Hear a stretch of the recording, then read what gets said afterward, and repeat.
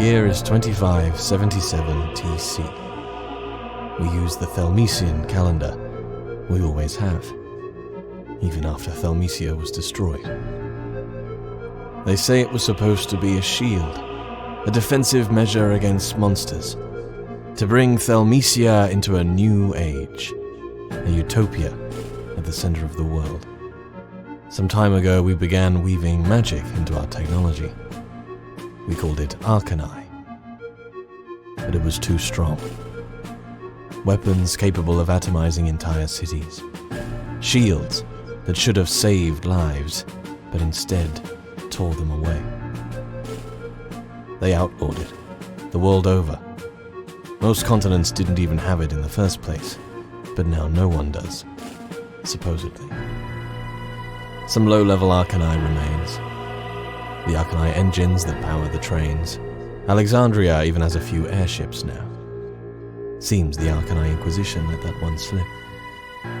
Well, I managed to get a hold of one of those engines. Plugged it into something I found in the sunken ruins of Thelmecia. A few nuts and bolts here, a little alchemical touch there, and a simple cantrip to hold it all together. I'm a scientist, that's all. I just want to see what happens when I fire it up. Will it fall apart? Maybe. Will it reduce all of Lacrin to dust? Hopefully not. Will it punch through into the heavens themselves and take from the gods what they took from me? I fucking hope so.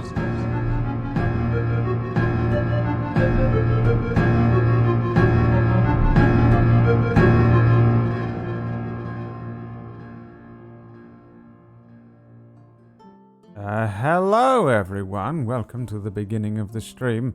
It's Tablestory's Dying Order. With the full cast, everyone's here, yay! Yay! It's a Sunday. KPP has raised an insane amount of money. 3,000, right, KPP? Yeah, for St. Jude, which is incredible. I love my community, so thank you guys. Good job. But that's why we're late and I hate him. I know. So, I'm kidding. That was a little rough. Kidding, just kidding. Just kidding. Just kidding. I hate you. Welcome, everybody, to the beginning of the stream here. We are doing another B Team episode, another kind of flash sideways to the group who are under the sea and dealing with their own world ender situation. And this is the last one. This is the last time we will ever play as the B Team and the Inquisition. It's the final B Team Inquisition episode. I'm not saying it's the last time we'll see the B Team Inquisition, but it's definitely the last time that the B Team Inquisition will be here. I don't know. I guess it depends on what you do today, players. But before we jump into it, little hellos and things. Disby's back. Welcome back. Appreciate that. Thanks, Brad. Okay, there it is. I forgot.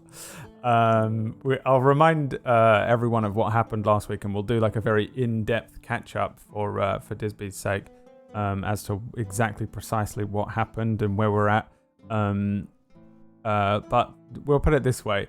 Hilda took a bump on the noggin and just was very quiet and just kind of like, and that was it. That's all. She just very quietly went along with everything last week. Oh, geez, I thought you were going to say that I decided to take my nappy poo, my scheduled nappy poo, and I just fell asleep on everybody. Oh, you good did, Lord. Actually, I think at one point. Well, I can't. I guess to an extent that was that. I think, yeah. Fidelia had to carry you. There was a point where. Oh, my good Lord. I'm so sorry I had to put up with that. Yeah, because I'm not a fan of like RPing out your characters for you and stuff. Also, sometimes it's like, well, don't know what, can't just have you magically disappear necessarily.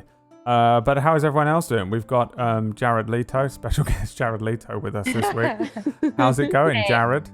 That's a compliment. He's a hottie. Yes. He's a terrible fucking character though, but he's a hottie. He is. You don't need a good character when you look like that. I'm doing well. I've been really busy. So I signed up to TikTok. Mm-hmm. So I've been doing TikToks. And then, I don't know. I've been doing great. I went green hair because I don't care. Nice. I know. Pretty exciting. It's pretty exciting. What can I say? Green hair, don't care. I don't care. You've got all the green that Infidelia isn't. You just decided not to do Shrek today. For charity. Wow. Just There are other decided not things to that kind bother. of. I'm trying to Remember the make KPB feel bad. charity? I'm trying to make it feel bad. I felt bad. I didn't know that this was like last time we were doing this too. I mean, I can try You to feel adjust really my bad. camera to make a green hue appear. Please, for thank you. me. If you could. Yeah, no, you're here. You're here though. You made it. Proud of I you. did. Congratulations. I'm just trying to make her feel bad because the first thing she did was join the call and go, is Brad mad that I'm late? Like, I was busy literally saving children. Like, As Yeah. if Brad would be mad. I'm for super mad about that. Whack would be mad. Whack can't stand it if you're late. There's no excuse. Yeah. He rages. But I'm the easygoing GM. DM? Question mark. And of course Tuesday Gray. You're back. Welcome Yeah. back. Thanks. I'm excited to play. 2 weeks I in mean, a row. I'm really pissed about the charity thing and stuff like that. But I'm sorry, Tuesday. I'd like to No. formally apologize. We could, Thank you. Thank you. Yeah, what is this? Dustfell? You joining the regular cast? What's going on? Please, Yeah. can we keep her? Sorry. Well, I guess it depends on what you do today. It depends if you depends on what you do today, doesn't it? We'll have to see.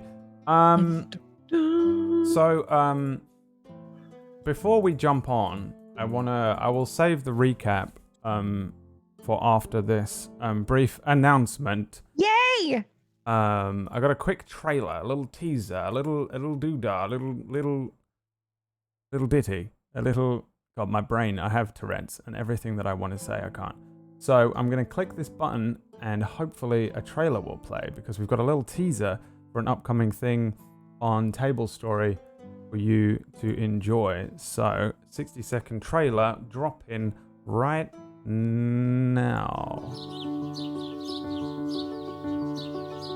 To the residents of the Story Estate, I hope this letter finds you well. The weather here in Mayford has been the peak of British springtime, though we are hoping that perhaps we shall see a break in the clouds and the drizzle and be graced with a spot of sunshine just in time for our upcoming garden party, which of course you are cordially invited to attend. It will be quite the affair, and we will be delighted for you to join us. Yours sincerely, Lady Victoria Ashby.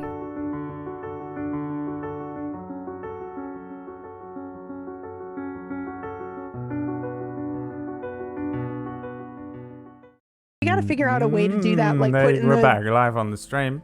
Okay. And carry on. God. I wish that you could have seen Disby's reaction then. It was the craziest freaked out. reaction I've seen. It was a PB reaction. She just screamed, "Oh my god," when she realized what that was. I actually have no idea what it was, so I'm going to hand over to PB for any further additional. I'm not Elements. giving Give anything. something. Oh, okay. No. Anything? No. There's the date. No. Maybe a cast reveal will happen in a couple of days, but Okay. no, not saying shit. All right. Okay. That's exciting. Well, yeah. I guess mark down the date, which was, and make sure you write that down in your diaries. What May was it? 14th. May May 14th. 14th. That would be the best one to do costumes for. That would be the best Like, one. Right? Oh my god. Sorry. Okay. I love my fine. taste. Please tell me there's a Mr. Darcy. I have no idea what it is. I genuinely don't. I couldn't even attempt. I mean, I can actually. I can just lie and say yes, there is. And mechs. Beautiful dresses and posh Yes. accents. Or mechs in dresses, in posh and time travel. Kinda, I guess. Period piece. Who knows? So cool.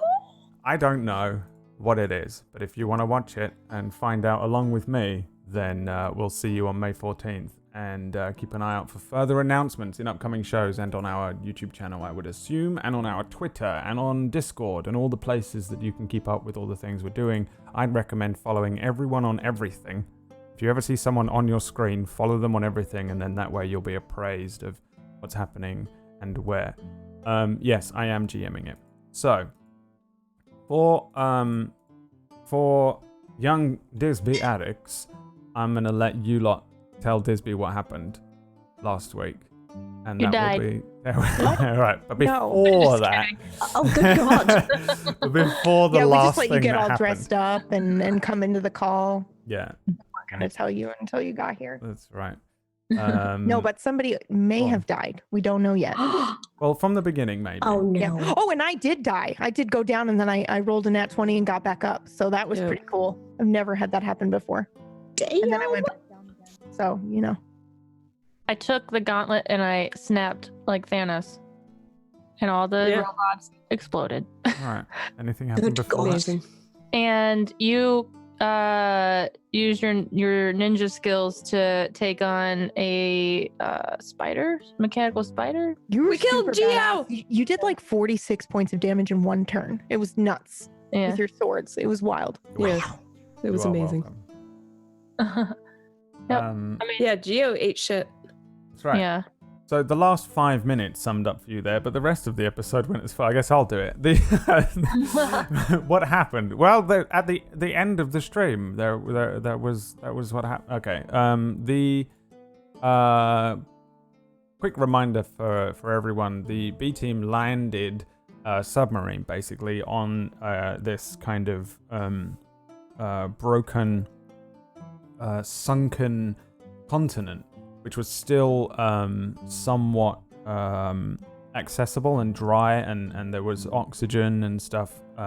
It seems to have been shielded from the ocean. Deep underwater, there's kind of a pocket of air that's being kept magically safe, I guess, from the water crushing on it.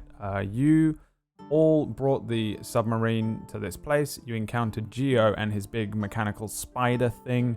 You fought the spider the first time. He revealed himself to have been an illusion or a projection from the spider, and then you ended up fighting the spider again. That's where we came in last week. It was kind of as if you had just beat the spider. We didn't play through the combat again, but you guys essentially second time defeated it. Hilda took a bump on the noggin and was suspiciously quiet for a couple of hours, and you guys set out to try and find the Arcanii that the Arch Inquisitor sent you down here. Arcanii, of course, just means like a magically enhanced technology, like Magitech from Final Fantasy VI, that kind of thing.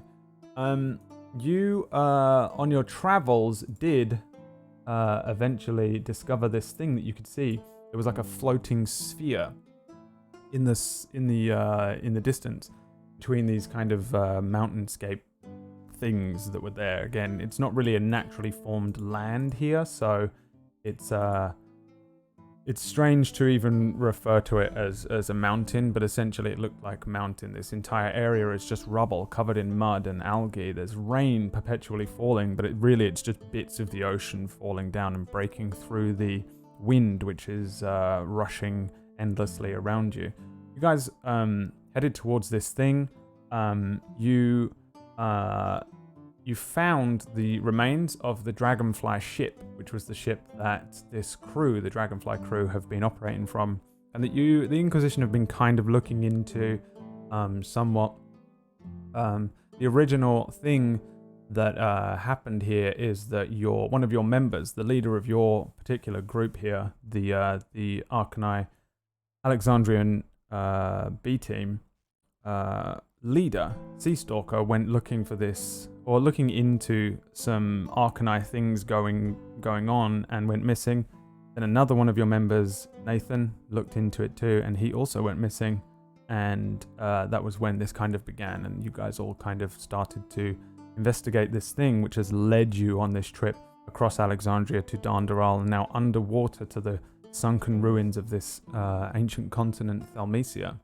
The Dragonfly was found abandoned and stripped of parts. You followed the remnants of it to this large structure. Well, it's not really a structure. It was just this odd machine almost. This sphere that was being suspended in the air. There were pipes and wires and all sorts of things, scaffolding attached to it, but it does appear to be kind of floating still. The things that are attached to it aren't holding it up and supporting its weight.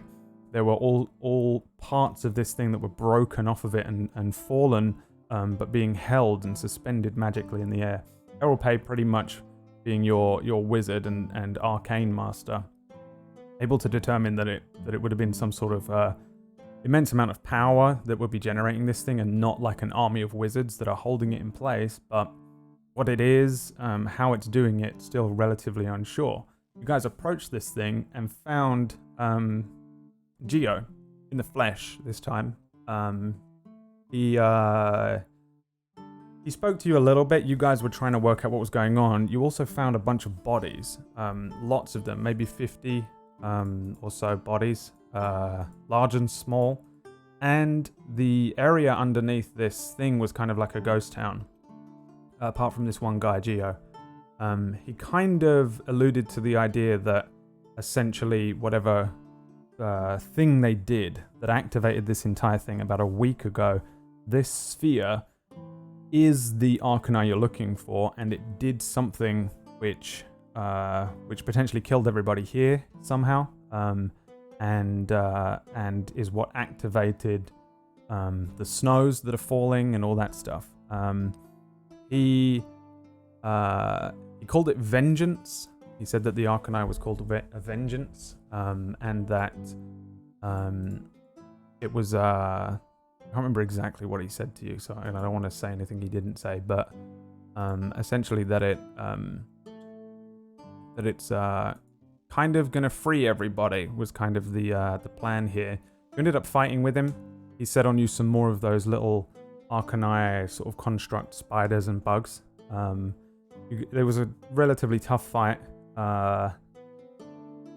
Errolpay, well, that was when, and now we're caught up to what they were saying at the beginning, which is that Lyra went down at one point. She managed to natural 20, jump back up from death saves, pulled out a gun and shot Geo through the head, only to be injured again. Errolpay ran over, took the glove which he was using to control these things, and she managed to have them self-destruct. Winning the fight, however, the machine itself started to sort of charge up, and it drew in a bunch of energy. You heard the voice of somebody else here, somebody within the machine, say that they were going to free themselves from celestial grip and from their rule, and that the gods fear them, and that today they're gonna surpass them and destroy them and become them. And then Errolpay ran towards the machine in an attempt to destroy it or turn it off or do something. No. I was doing identify object. You did identify object to try and work out exactly what it was and how to stop it. When you ran inside, you looked up, and you could see inside of the machine, and you could see that there was somebody in there strapped to it and attached to it, bits of mechanical wiring and elements attached to this person, like a helm on his head, kind of with wires coming off of it. Magical runes all about. Those stones, you found these stones that were kind of being used as magical source powers, kind of like an arcane battery of sorts, inside the spider. And you took those with you, and you could see those. They were all over the place in here like stars. You also saw a man looking down at you. He was all bandaged up. He looked super wounded, like he had been burnt. And he watched you do it. And as you got to the edge of the central kind of pillar of pipes and parts that are running up inside this this floating sphere, you cast Identify, and then there was a sort of ignition as it kind of exploded into what it would have seemed like, especially to you there. And there was fire. There was lots of fire, and Errolpay was engulfed in fire, and the rest of you saw this bright light that went off, and that was where we ended the session. You will see that you are all on 1 HP. Errol Pay is currently not here. Surprise, surprise. For the rest of you, maybe, well, you are here, including you, Hilda. Pretty much, you were in a fight. You were a little wounded, but the real damage done to you. I think actually you were on 1 HP before, but still you're on 1 HP now. You have a couple of wounds to your body from the creatures, but all of you essentially were hit by a pulse of energy, a huge eruption of arcane power that was sent out from this thing, a blinding light. You saw maybe half a second as light spilled out in shafts from inside this sphere, then that kind of ignition as fire, not just coming downwards from inside the sphere, but from your perspectives on the outside. There were elements where the ground underneath where the sphere is and all around it burst with fire. Fire's pouring up in shoots from areas of the ground around here and very close. Before this energy knocked all of you back, you probably were pushed back about 5-10 feet before you hit the ground, and it feels like the wind has been taken out of you, but you were unable to recover from it. You feel hot. You feel burned, but not so badly. You feel as if this machine sapped at your very life energy itself. You feel exhausted. All of you are at level 4 exhaustion. So that means you have disadvantage on ability checks. Your speed is halved. You have disadvantage on attack rolls and saving throws, and your hit point maximum is halved. You are scattered here around the base of this sphere. And everybody give me constitution checks, not Errol.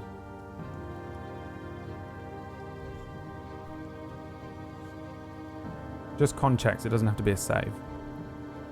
I submitted one, but I think roll 20. There we go. Oh, my roll 20 looks weird as well, by the way, everybody. I don't know what's happened to my roll 20 this weekend, but every game I've played has had a strange look to it. Which means you all get to have a strange looking roll 20 with me. Yeah, that's fine. I'll take the first one. So a 10, a 19, an 18, and 18. You actually all make it, which is good. Barely for Cairo. Let's see here. So you are all on 1 HP. You're conscious, but you're sort of stunned, unable to really move anything. Your weapons or anything you were holding nearby have been scattered. Your bags ripped and broken. Everything around you was pushed over. The buildings that were with you looked like they were hit as well. The Arcanii machine that sent out this pulse of energy appears to be in an even more broken state. There are elements that have been pulled off of this thing, huge panels. The scaffolding around it in varying places has been broken even further, but everything once again is being held in place magically. So even though it looked like a sphere which was broken in many places in the first place and being suspended magically, now it's even worse. It's an even more destroyed looking thing. But again, the elements that have fallen off of it or look like they've been broken from it have once again been suspended in place. There are small fires around that are very quickly being put out by the rains here that are falling, and there is no longer the plumes of fire, but there's elements of smoke and the smell of smoke around you. All of you kind of take a moment to regather yourselves and maybe struggling and unable really to move at this point.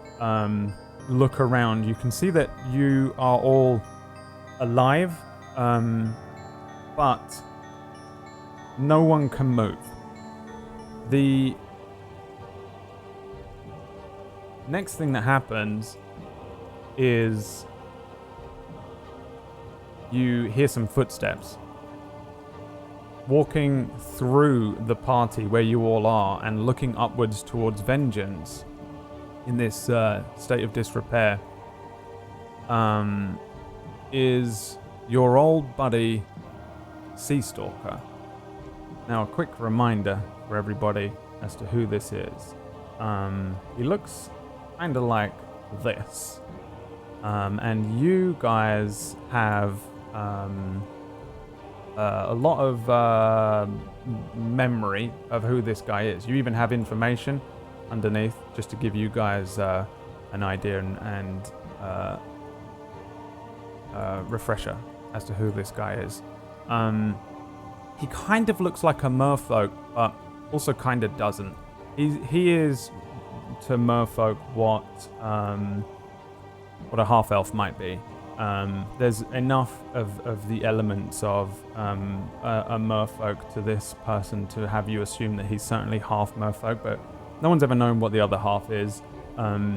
He's pretty tall, broad-shouldered. You guys know him to be a very competent person and pretty friendly. I think everybody here has been very close to him. Specifically, Cairo, he, I think, was relatively close to you because he's a friend of animals. He's always been a fan of animals. He has his own owl, like you do. He has a pet rat that he keeps with him all the time. And he's now walking through you as a group here. He's wearing his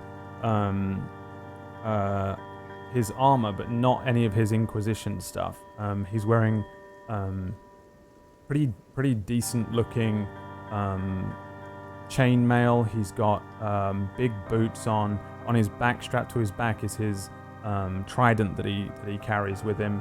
He has his helm, but he's kind of like not even looking at where you guys are as he moves through where you guys are all kind of struggling to breathe, to even live at this point. And he looks down towards where each of you are and drops a bunch of vials around you. I'd say probably near you, Cairo, they land. Probably puts them near you. His eyes resting on you for a moment. Very green. The scar that's on his face, he's got a very recognizable face, facial scar, looks worse. It's strange. It looks like it's grown. It looks exactly the same shape. It doesn't make sense how this would have happened necessarily, like as if he would have opened it and then closed it again recently, maybe. But as he looks at you, there's probably, I think, in fact, Cairo, give me an insight check. Will do. 11. I think there's an element of sorrow to his eyes as he looks at you, and you're maybe struggling to breathe, unable to do anything more than really than blink. He turns back towards the machine and looks up to it, and you hear him shout towards it, Cedric, are you alive?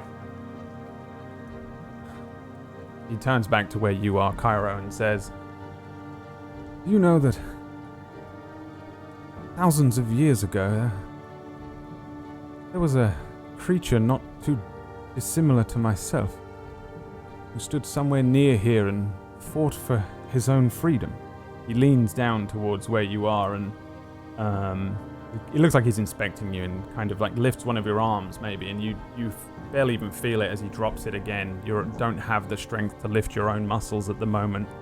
He stands up and looks over towards where you are, Hilda, and cocks his head. Hello, stranger. Leans down towards you and feels your wrist for a pulse. Well, you all should be feeling quite terrible, I would presume. Well, doesn't really matter, I suppose.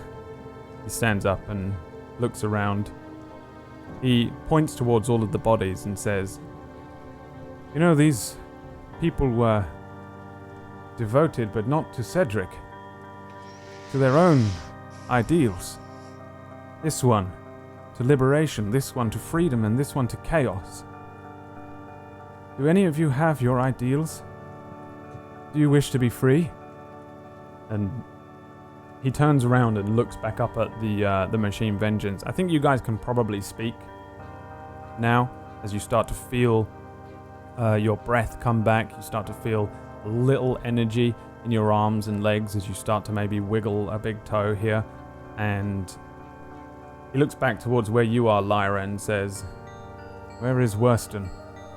He didn't make it?" Who the fuck is that? Worston is your other comrade. You have two other comrades, no, three that didn't come with you. Worston, who's kind of the second in command and has been running things since Seastalker went missing. You have Reginald, and you have Bob, who's kind of a crazy fire starter. The three of them, Worston. Okay. the three of them were unavailable and unable to make it to this thing. So you guys don't actually know where they are. They're just off on another assignment. How do you know Worston? Seastalker, you know Seastalker. You all know him. Oh, right. He's your commander. No, he was unavailable for this mission. He looks across all of you and says, "You're making a terrible mistake. You have to know that. I wish there was another way that I could have told you or convinced you." Seastalker, what are you talking about? Can you help us? We need to get back on our feet. We have to stop that thing. Oh, no, I can't let you do that. What do you mean? There isn't much time, but We've been looking for you. We thought you were dead. well, I'm not sure I was ever really alive. What are you does that talking even about? mean? Why didn't you reach out to us? I couldn't risk the Arch-Inquisitor knowing what was happening, what this was. What is happening here? Why aren't you wearing your robes? I'm no longer an Inquisitor. I'm just kind of like maybe look almost like I was punched by that. Like maybe it was coming to a little bit, but I must not be in my right mind. I can't be hearing Seastalker say this, so maybe I got hit in the head a little too hard or something. And I just say, and I pick up one of the vials and I say, "What is this? Can you help us?" Well, I'll let you help yourselves. Help ourselves? You're lucky I'm here on the ground. If I were up, I'd bap you on the noggin right now. One doesn't simply stop being an Inquisitor, you fool. This is our duty. Yes, well, I suppose you will remember how you even became an Inquisitor, but it's not the same for me. I am free now. And you all will be soon enough. Free how? You see that Arcanii up there? It's rather impressive, I know. Well, it's not quite impressive compared to the most impressive Arcanii I've seen. And, well, he holds his hands up and gestures towards himself. Something has poisoned your mind. Are you even... Where's Nate? Did you ever find what happened to Nathan? He is dead. So that wasn't... Yes. Cedric shot him. He had found out too much. It was the only way.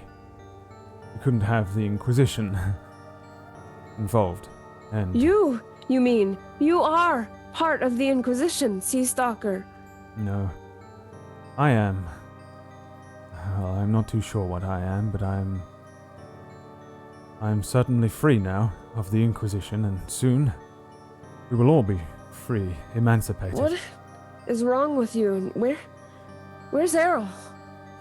I understand this is very confusing and it's a lot to take in, but look around you. Look at this marvel. This place. I they said, created. where's Errol? He turns towards where the machine is. Well, I dare say she's gone.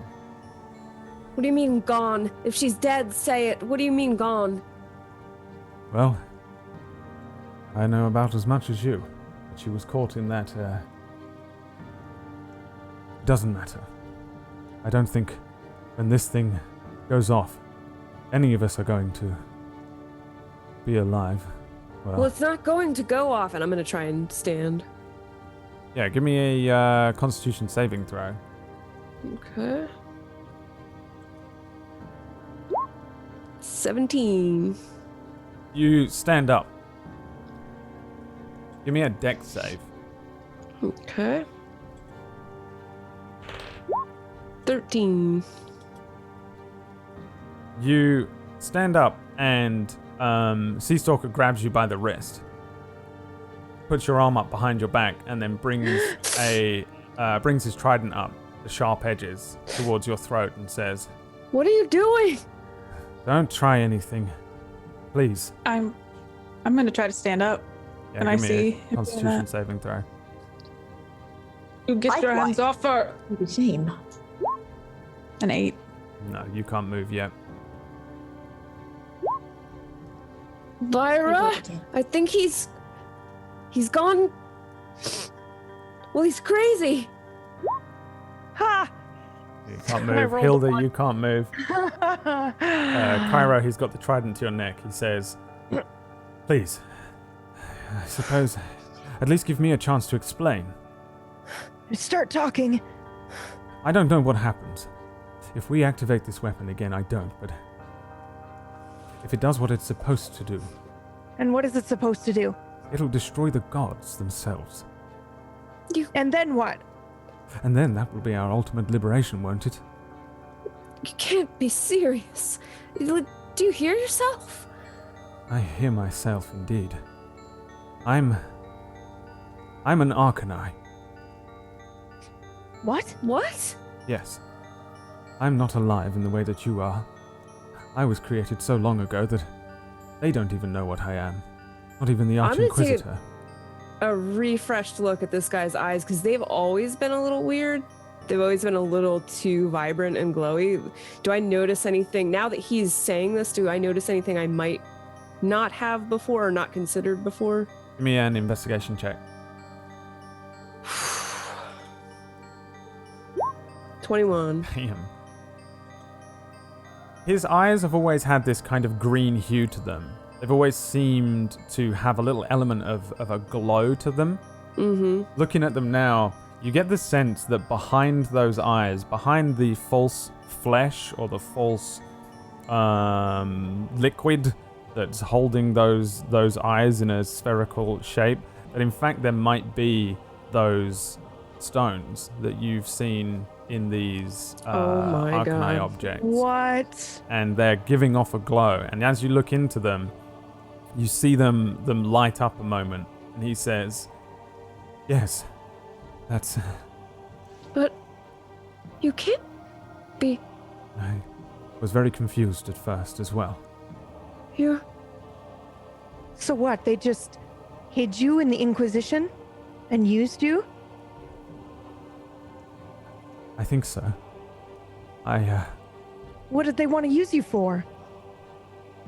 Well, I think I might be the only one of my kind.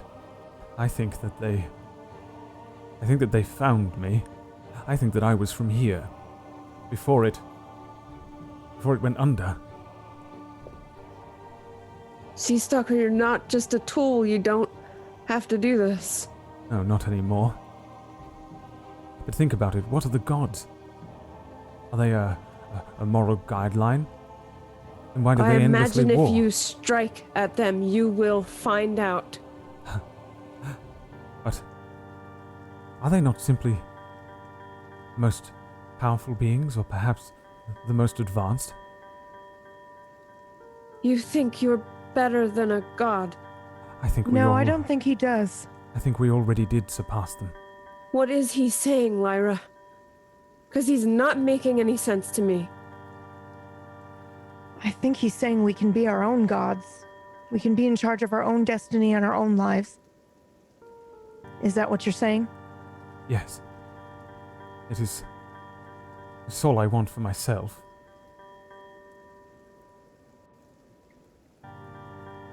How are you not in charge, Sea Stalker?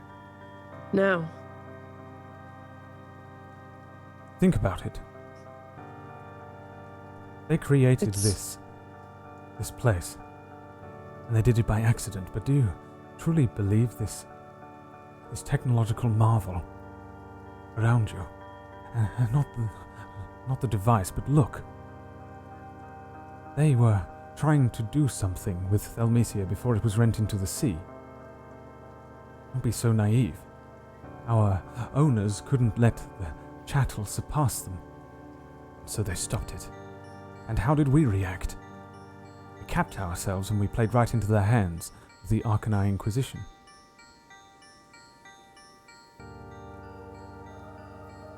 You're not making any sense. You can't be serious. You can't. I ain't falling for this either. It sounds like a whole bunch of bibbity-bobbity-boo. Now help us. Think about it. What are the chances that they didn't know this was here? Look how many have already died. And I just gesture around at the bodies. Come to your senses. They died of their own choice. Delusional, perhaps. Are you a machine? I don't rightly know. I'm not logical enough to be one, I'd say.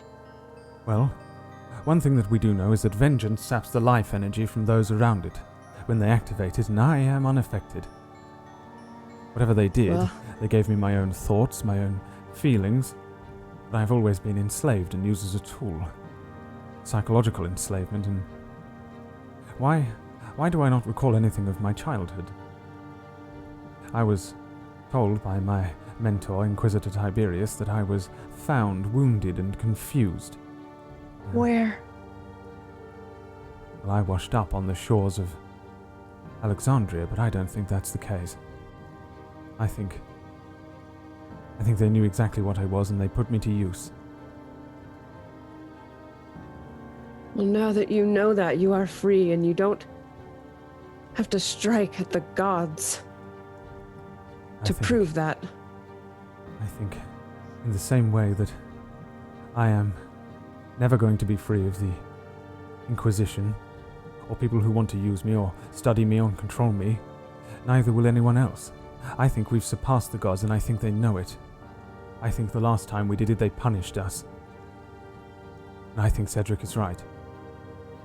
I think we should take back our own control. We can be as free as possible, at least. We can emancipate ourselves from those that would restrict what freedom we have. Am I restricting your freedom? Is that why you have this thing at my throat? And I try to push it back. Yeah, you can give me an acrobatics or an athletics check. All right.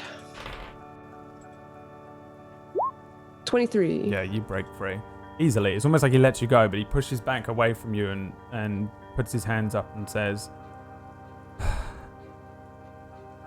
Fine. Follow me, join me, fight me, try and stop me, whatever is your choice. I just want to talk.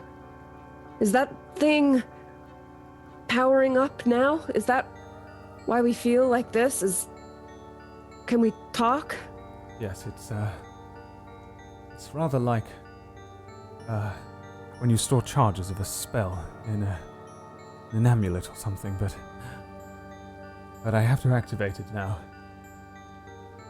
And god damn it, where is Errol? What do you mean gone?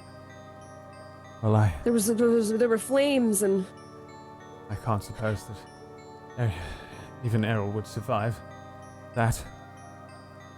What? The magic that it draws from is... She's very strong. I don't think anything's stronger than that. You don't know Errol. I shall be activating the machine now, with your blessing Why or does not. the Inquisition want us to stop you? Because this is the Inquisition's job. The Inquisition don't know. Who is the Arch-Inquisitor, anyway? Have you ever met them? No, we're not meant to. Why? Why not? Lyra, what are you talking about? You know, it just isn't done. We get our orders and we... But why not? It is our duty. Because it isn't safe. Isn't safe for who? For... us? I... don't know, but... What are you saying, Lyra? I'm saying he might be making sense to me. Lyra? Lyra, no, you can't be serious. He wants to strike at the gods, Lyra. She was hit on the head. You should sit down. You should sit. Should have a seat. You're just tired. The only thing we've ever done is because we were told to do it and we just did it blindly. But we don't know who the head Inquisitor is. But look at all we these... know is that they are controlling every piece of magic. Have you ever seen this many bodies? I haven't. And I think that's why I'm stuck here. All of these people, look at them. Do they look like they died in pain? They look like they just gave up their lives willingly. I have never seen anyone do that. But I've never seen a crowd of people do that for something they've cared about so much. Don't you feel nearly dead? That thing... It's sapping us. I think it's affecting your mind. There are too many secrets. There are a lot of secrets in the Inquisition, but it's meant to be that way, so that we're safe. Safe, right, controlled. Hilda?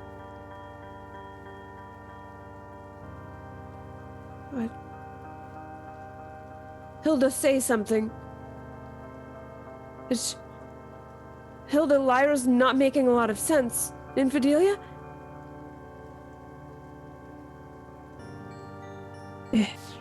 When you really think about it, is this okay? Is what okay? Absolute freedom? No, that we do their bidding and not know what we're doing. Or why? To follow blind? But we were protecting people. You saw what happened. You know what happened. When people get their hands on something like this, they try to strike at the gods. They destroy worlds. People can't handle that kind of power. And I couldn't agree more. They only just abuse that kind of power once they obtain it. It corrupts them. So then we don't have gods, and then we have... And I just gesture. You? Are you the all-powerful then? I don't know.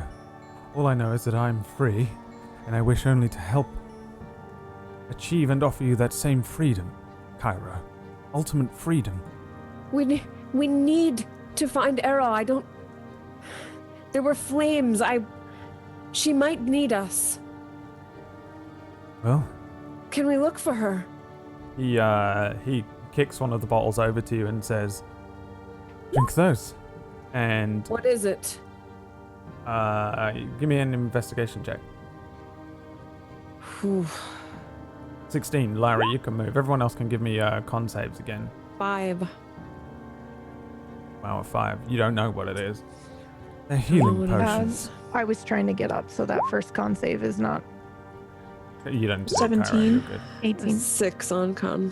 15. Hilda, yeah. All of you are up. Okay. You're moving at least. You feel like shit still. Obviously, you still have all of those, all of the exhaustion going on. And he says, they're healing potions. I shall not take your agency away. And he lifts up his trident behind him, and I kind of cower. he sights the top of the spheroid Arcanii, and he throws it, and it arcs really high up into the sky above him. There's a metallic clank somewhere above, and with a crack of lightning, Seastalker is gone. You know one thing about him, and it's that he can kind of warp to where his trident is. Oh my god. Is there another way up? Yeah, you can totally climb up there with the bits of scaffolding and piping and stuff. You can certainly get up inside this thing over where Errol went. So I walk forward and then I turn back to look at them, and then without another word, I kind of just slowly walk up. I'll follow her. I don't hesitate either. I follow too. I grab one of the potions and say, wait, can it... what are these? If he's not lying, I sure could use one. You should take it and go. Both you and Hilda. You also held a trident to your throat, so... That's true. I shrug and turn around and pick one up. Yeah, there are 5 there. All right, well, my commander has told me to take one, so I'm going to toss one back. Drinking one? Yep. All right. Roll a 4d4 plus 4. Okay. 4d4 plus 4. It says rolling the dice. Yeah. But it's taking its time. Anyone else drinking one? Yeah, I'll take one. Fuck it. Even if I grow a beard, I don't know what the fuck is in this bottle, but I'll give it a go. All right, roll me a 4d4 plus 4 as well. I think mine happened twice, maybe. Yeah. You get 16 HP back, Cairo, and you clear 2 levels of exhaustion. Leaving me with 2, correct? So you're at exhaustion level 2, yes. So you have disadvantage okay. on ability checks, and your speed is halved, but your hit point maximum goes back up, and your disadvantage on attack rolls have disappeared as well. Okay. Hilda, you regain 12 hit points and also level 2 exhaustion and not 4. I'll take one, but I don't drink it. It's for Errol if we find her. Okay. I'll pick one up and put it in my side bag, but I won't take it either. All right. That leaves one just on the ground. I'll take that one too. Okay.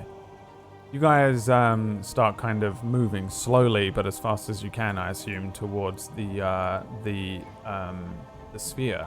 Now, Errol, we join you as you wake up. You are in a similar condition in the sense that you have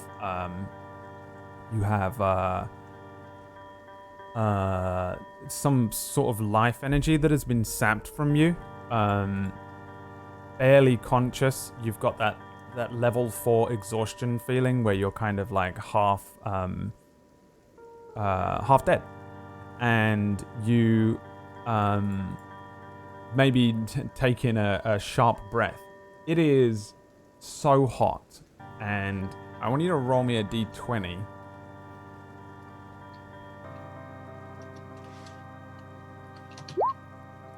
Thirteen. Okay, roll me a d100. Wait, 29. That is the percentage of your body that it has been quite badly burned. Okay. Your you have burns, which contributes to part of your HP loss here. It's pretty bad. There's the smell of burnt flesh, hair, and the clothing that you were wearing. However, at the very last second, as this fire descended upon you and you touched the thing, you gained the information you needed from it to understand this machine, and then transmuted parts of the metal and piping wires into a protective shield of non-conductive material. Maybe wood? Up to you. Yeah. And you practically look like when Solo was in Carbonite, because you can't do a lot of this, and this took a lot of energy from you to do this thing. And you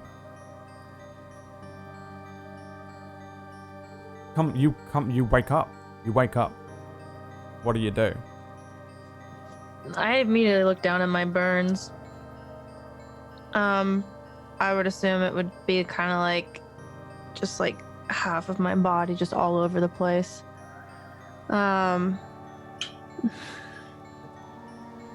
Did I ever get to identify the object? You did. Okay. So, you, the things that you get back from this is insane. It's one of the most complex objects and Arcanii. The information that you get back from it is wild. Normally, when you do this spell, you would get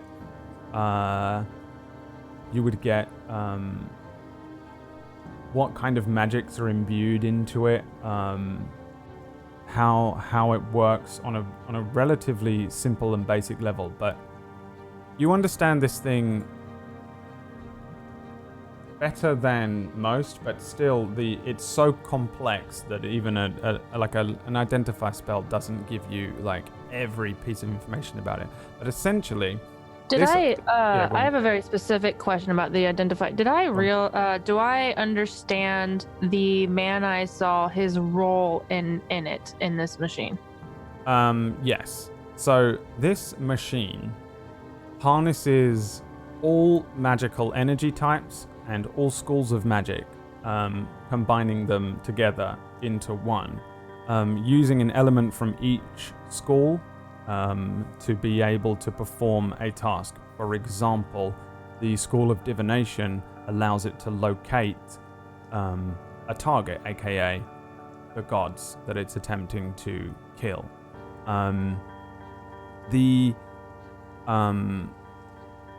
It needs a central life source, somebody to control it, in the same way that a gun needs a person with a hand and a finger to pull the trigger, right? This thing needs somebody. The energy that it's drawing from it is coming from deep underneath the ground where you are. There's a well of energy down there that is beyond anything that you will have ever encountered. That energy, in order to access it, to acquire it, you have to you need a mortal, a person, to enter into a sort of almost like a pact, and enter into a agreement with this energy to be able to harness it. The person that's harnessing this energy is pulling from this energy source underground up into the machine, allowing it to charge. That person is unable to use the weapon, fire the weapon, that kind of thing. It still requires a final element here, which hasn't happened. Whatever the final element is, it hasn't happened. This thing is primed, it's charged. All of the energy is being stored inside of this thing via this person or via the machine itself. Yeah, I think that's really all you know about it. You know how to use it, but it doesn't make sense. Is it possible to disconnect the person harnessing it right now? Would I know that, or have a clue? If you had disconnected the person before they charged it, that would have worked. But the person who has charged it is dead, and it's charged. It's too late. It's primed. The only thing you can do now is just not let it expel the charge. I'll let it expel the charge. Okay. And okay, but the person who charged it was the person that I saw right before everything went white. That's right. The person up there is the one who was able to draw energy from the thing. I would. Okay, well, I'm gonna try and find a way to make it inoperable, I guess. I don't know if it's possible. You could destroy it if you were able to. It's the same information as you had last time, though. It's too big and too complex to simply damage. I mean, you could if you had all the time in the world, which I guess at the moment you might think you do, under the assumption that there isn't someone who just teleported up to the trigger and is about to pull it. So you are aware that at the top of this thing there is a way to activate the machine. You're not aware that Seastalker just jumped up there to do it. As long as no one pulls the trigger, this thing would never go off. And if you now untransmute from underneath your shield that you've created for yourself and go out there and just slowly whittle away at this thing and destroy it, there's a good chance that it wouldn't go off. It wouldn't do anything. Even just breaking this thing down, the magic might disperse. It might create an immediate an immediate danger. This thing is filled with all types of magic. There are multiple schools of magic: abjuration, conjuration, divination, enchantment, evocation, illusion, necromancy, and transmutation. The evocation magic in this thing might create an unfathomably large, like, fireball, for example, which would be the biggest danger to you. Unleashing the necromancy by just breaking this thing down could, in theory, raise all the dead in the entire world and create the Walking Dead outside. But also, it might not. It's unstable. You're not too sure what would happen. But by destroying this thing, it certainly wouldn't do the thing it's supposed to do. But destroying it is a 50-50 shot. It might just disperse the magic and nothing happens. It might activate all of the magic and create kind of like a wild magic surge. The best bet is just to simply never fire it. Yeah. So I gotta find a way to not fire it. How does... Okay, I since I've never really played a wizard, how does disguise self work? It pretty much how you would hope it would work. You can kind of just go blah and turn into kind of however you wanna look. There are small restrictions, like you can't grow incredibly large or incredibly small. There's a certain amount of leeway. You can almost like completely magically transform yourself to seem it's an illusion. Kind of however you want to look. Okay, so how far away am I from the top? Because this guy's going to the top. Sea Stalker? Yeah, you're at the very bottom, so you're around 200-ish feet away from the top. You're also running out of air because you're in like a vacuum-sealed capsule that was heated. Okay, so can I use this then? Oh crap! Is there any way to get up this fast? Like maybe? Depending on your spells, you can climb it. Like there are ladders that get up there. They built this thing manually, so there's ways up there. A lot of it is destroyed and broken. You guys I'm thinking of anything I can right now. Right. You can technically climb up there. Yeah, unless you have spells. I mean, you could do what Suna did, where you jump on a table and fly up there with levitation. If you have the fly spell, you can cast. These are all abilities that I didn't pick, so I don't have that. Then I guess not. You have to climb up. Oh, actually, you know what you get on Identify? What? There are 8 stones in this thing.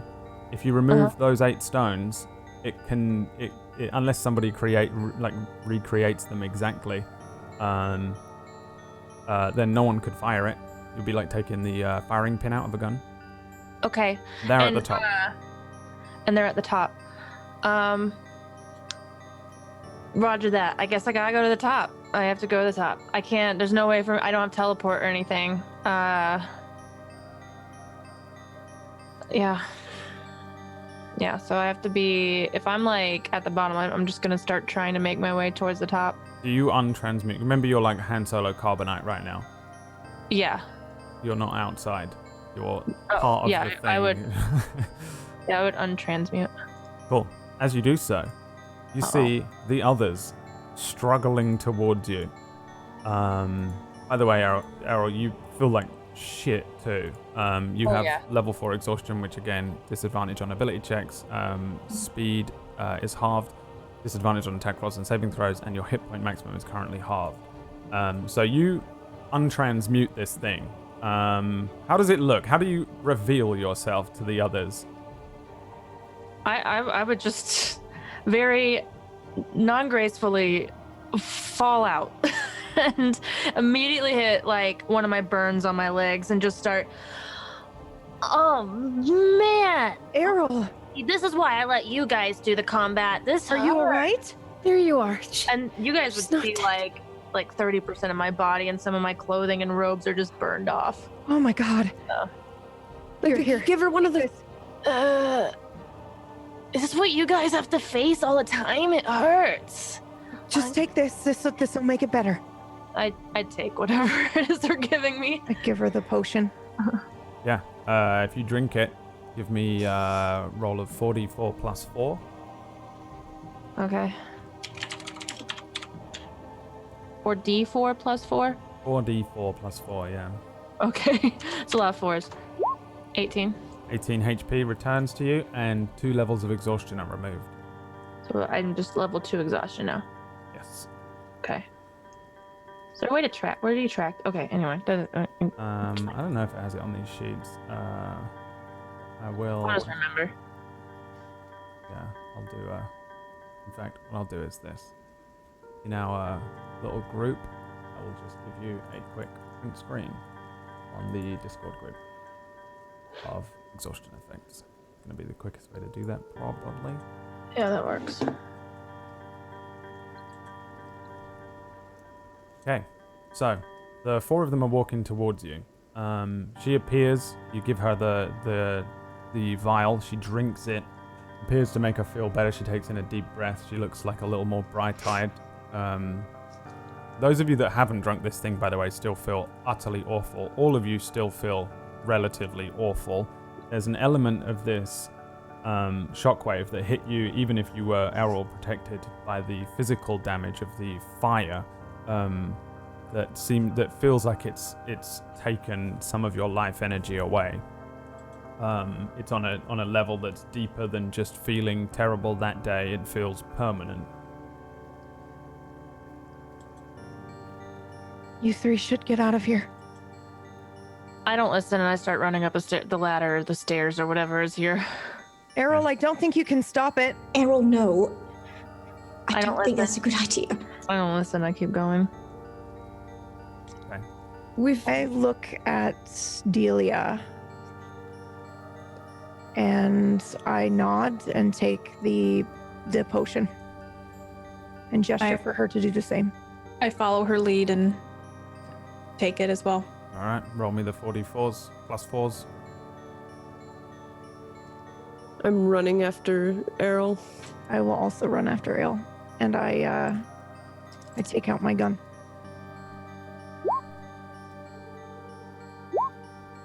Oh, amazing, 14. You just wrote +4. Oh yeah. I know. I was trying to do it all in one line, but I also don't understand what numbers are. Okay, 14 and 12, and 2 levels of exhaustion removed, so you're both just on disadvantage ability checks and speed halved. The speed halved is just literal exhaustion and fatigue. Everyone give me disadvantage athletics checks. Actually, are you all climbing up after Errol, or is Errol going by herself right now? no, we're all I'm going following. after her. We're all I think going. we're all following, yes. Yeah. Okay. Yeah, disadvantage athletics checks. 16. I'm terrible. 8, 9. or 5. I've been -1 for strength. Yeah. Again. Yeah. You want me to? I got a 4. Does it query you when you ask it? When you go to roll? Yes. I mean, Yeah. Oh, it does. Okay. Then let's see here. So, Errol climbs up half of a ladder. How do you fall off of it? What happens? I'd say because I would say one arm is burned, and so as I go to climb, I underestimate just how bad it hurts, and so my muscles tense up, and I just let go. Yeah, you fall. Hilda or Cairo can attempt to catch you if they want. I most certainly will, without Alright. hesitation. Give me I got a 4. Actually, I didn't get that 15. I just didn't roll right. Give me a dex save, Hilda. 13. 13. Yeah, Errol falls off of this thing. She lets out a cry, and then she falls off of the ladder. It breaks as well and falls to one side and collapses under itself. The stuff directly underneath where this sphere is doesn't seem to be affected by the held in place situation. So the several of the little shacks that were nearby have fallen and broken underneath their own weight and stuff like that. And the ladder falls backwards with Errol on it. She falls down. Hilda runs forward, finds the last second the perfect place to catch her, and falls. Errol falls into Hilda's arms. And Hilda, this probably wouldn't be too easy to do under any circumstances. Under these circumstances, it's unbelievably difficult. So you probably fall on your butt while you do this as well. And it Especially considering I'm an old bat, so naturally. right, it's awful, and you're exhausted beyond belief at this situation. The ladder is busted now. The one ladder that led up to the next area that you can see is broken and in several pieces on the ground too. There are other areas with scaffolding, but you can't see ladders on them. It doesn't mean they aren't there, but right, this one ladder you were going to go up has broken.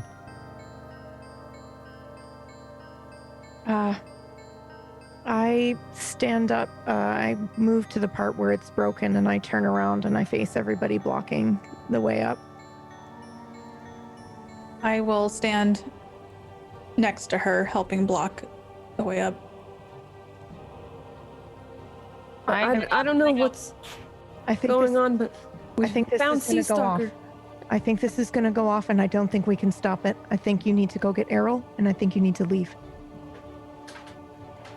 Wait, Why do you make it seem like you are going to stay? Because I am. No, under no circumstance are you to stay. We came here together. We are leaving together. I can't do that. Listen, none of us are leaving because you didn't let me fix the ship before we came over here. So we're all staying. So we might as well try to do something. Otherwise, we're all going to die together for no fucking reason. And we didn't even try anything.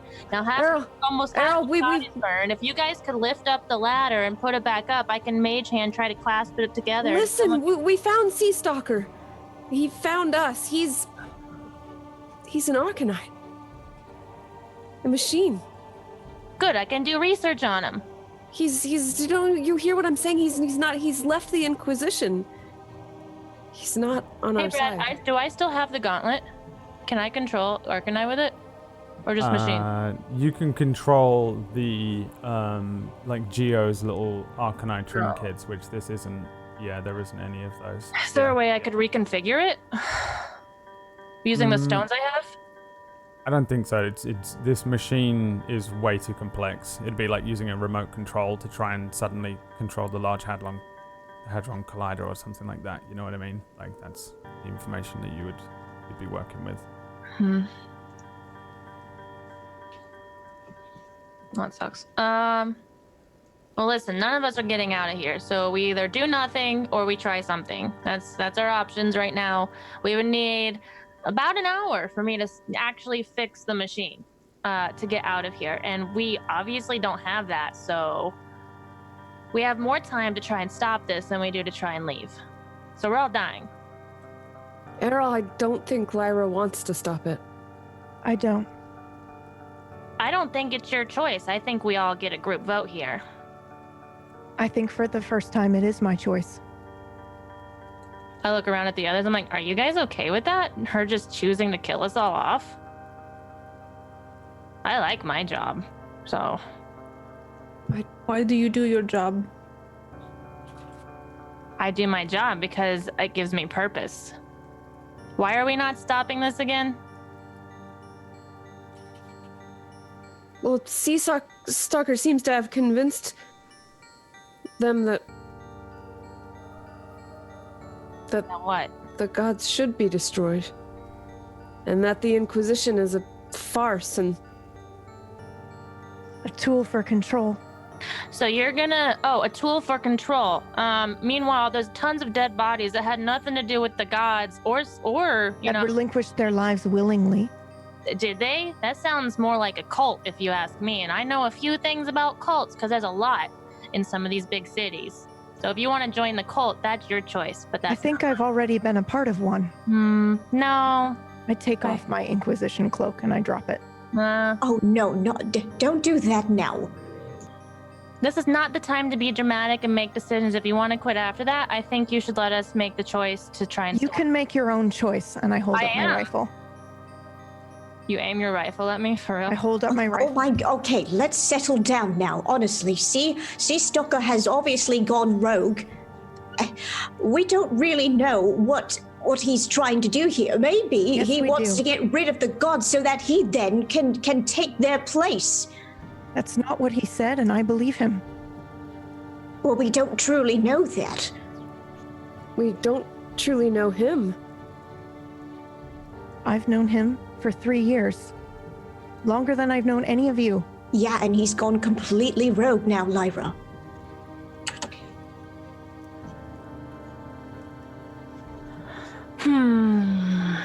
I've made my decision. Yeah, you've made it for all of us, which is really No. selfish of you. I've made my choice. You can try to stop me. You can try to stop it, but I'm going to try to stop you, or you can leave.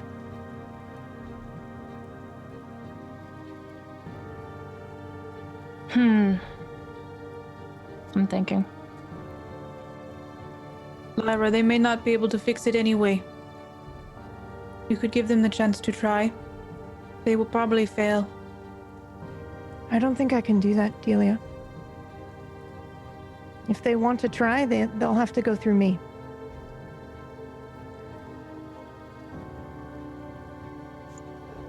Lyra, why would you want to strike at the gods?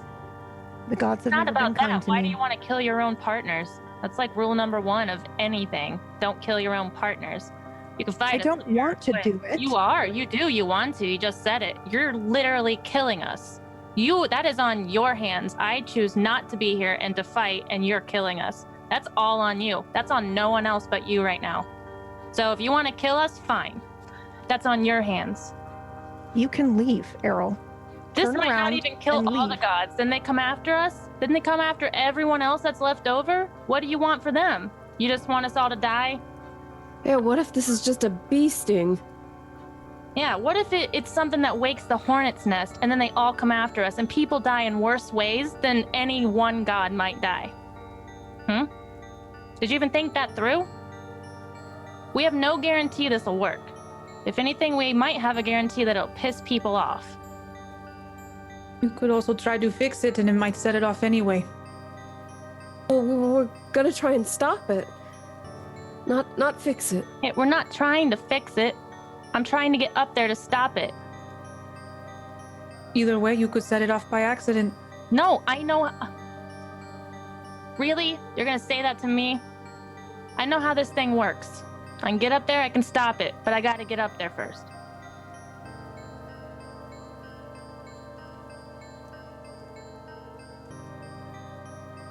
I cast Mage Hand and throw it out on Lyra's face if I can. Towards Lyra's face if I can. To latch on. Sure. Mage Hand is not that. Yeah, you can't really. Oh, okay, then let's see what else I can do. Can I cast Dancing Lights at her face? You can do that. What are you trying to do? Just fuck with her? Yeah, I'm not trying to hurt her. I'm trying to get the hand to cover her eyes. Oh, right. It's invisible. I think Mage Hand is invisible, yeah. Oh, is it? Oh, I didn't know that. I thought it was an actual, like, the thing from Right, hang Adam. on, let's see. I don't play a wizard.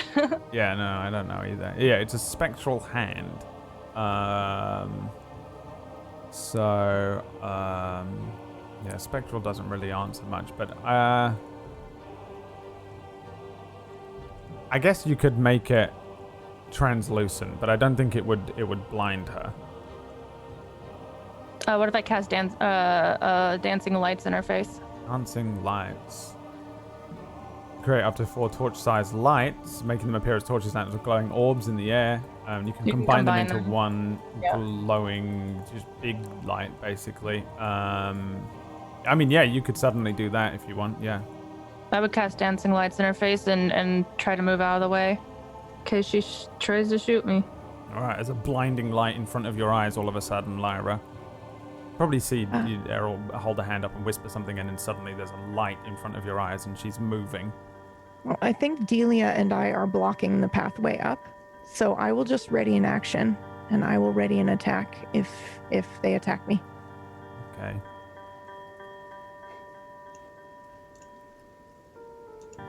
I look at Hilda. I look at Cairo.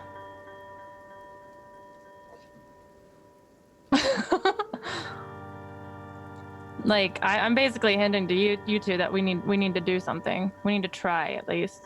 And standing here arguing isn't gonna help. So.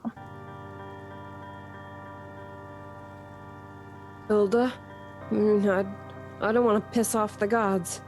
I don't want to either. As much as they haven't been all too kind to me either. Wouldn't it be great if they weren't here at all? And you didn't have to. Wouldn't it be great if we were their guaranteed to get rid of them and not piss them off and have them kill everybody on Earth because we are on Earth? My bad. Because we pissed them off. That'd be great. We don't even know what it would have that kind of power. We don't know what it would be like without the gods. Maybe it would just be chaos. No checks and balances. Agreed. This is the balance that we've all grown and known for eons. What would happen? There would be such imbalance. Would we even exist? Just because it's been the way for this long doesn't mean that it needs to stay this way. You know, you're kind of sounding like a god right now. It's a shame. You're putting the power in your hands and not letting us have any. So aren't you being a hypocrite in doing that? No, Errol, you have your own choice. I don't have a choice. You. I have a choice to try and kill you if I can, or get killed because I want a chance to stop something I think is going to be the ruin of everybody. And I have the same opportunity. To play God and get us all killed. Yes, I know. Maybe change is what we need. I mean, I agree for change, but there are other ways. I agree. There are other ways of change. You want to change? Then quit the Inquisition and join a different group and fight the Inquisition. But this isn't how you change. You don't change by kicking a hornet nest and expecting it not to somehow bite you back. We don't even really know how this thing works. Well, I kind of know how it works. Okay, she kind of knows how it works.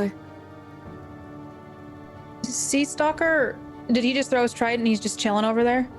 He went up. Yeah, I don't think any Yeah. of you really know what he's doing. Errol might have an Okay. idea, but I don't think she knows that Sea Stalker's up there because I don't think anyone told No, her. I do so- because they told me now. Oh, they did so. say it?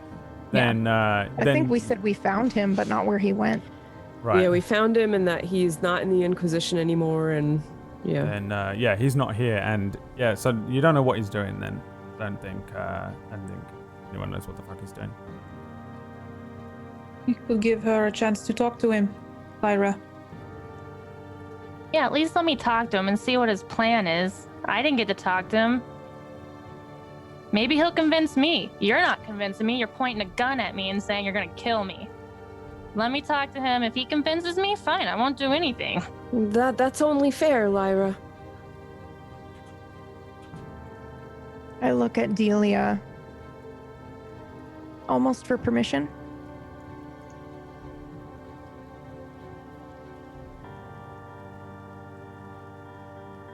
I nod. Then I will step aside. Just Errol. I don't need any of you. Well, okay. I do need someone to help me get up there though. So I'll pick her up. that works. I'll pick her up under her armpits and just start lifting her up Like a little kid. like a little kid.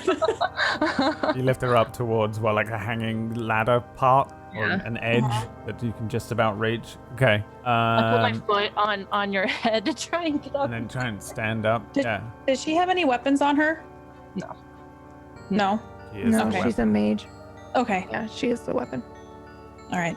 All right. Give me another athletics check with disadvantage to pull yourself up onto the. I don't get just a regular one because she's helping. Maybe. You know what? Do I Yeah, have to roll? Fine. I'll allow it. Or Yeah, no. can I just pick her up? No, she gets a normal. This is my worst one. She's struggling. She can't lift her own weight up onto the thing. Normally, she would probably struggle I think I'm gonna anyway. need but- help. Can I just be a backpack? Someone take me up here. I could just be a backpack. I'll be good. I'll be a good backpack. And Fidelia can do it. Can I grab her feet and just kind of like try to balance her feet up and like push her? Yeah, give me an athletics check with disadvantage to try and push her. This could go horribly wrong though. Yeah, that's good. Please don't cry though. 11. Oh yeah, you do it. She gives you the leg up you need, and you make it up onto the platform. From here out, you can see that this platform takes you around, like quite far towards another area that is some sort of makeshift stairs up to another platform that leads you to another ladder, and then upwards and upwards. You can climb, Errol, Yay. if you start making your making my way. your way up there. Yeah. All right, and that's probably a good place to go to a break. And Intense. yeah. Intense. Oof. debate club. I'm so glad it happened secretly deep down, because it's so interesting to hear. And yes, we will return after the break for the next half of What is Freedom? Philosophy Debate Club, featuring all of your favorite Twitch streamers who should definitely be the ones doing it. All right, I'm going to play our trailer for our upcoming Tablestory show again as well. And make sure you jot down the date if you want to jump in on a new show, which is starting up on the 14th. 14th, yes. 14th. And we'll be back after a few minutes for the second and final half of the B Team Inquisition storyline. Thanks for watching.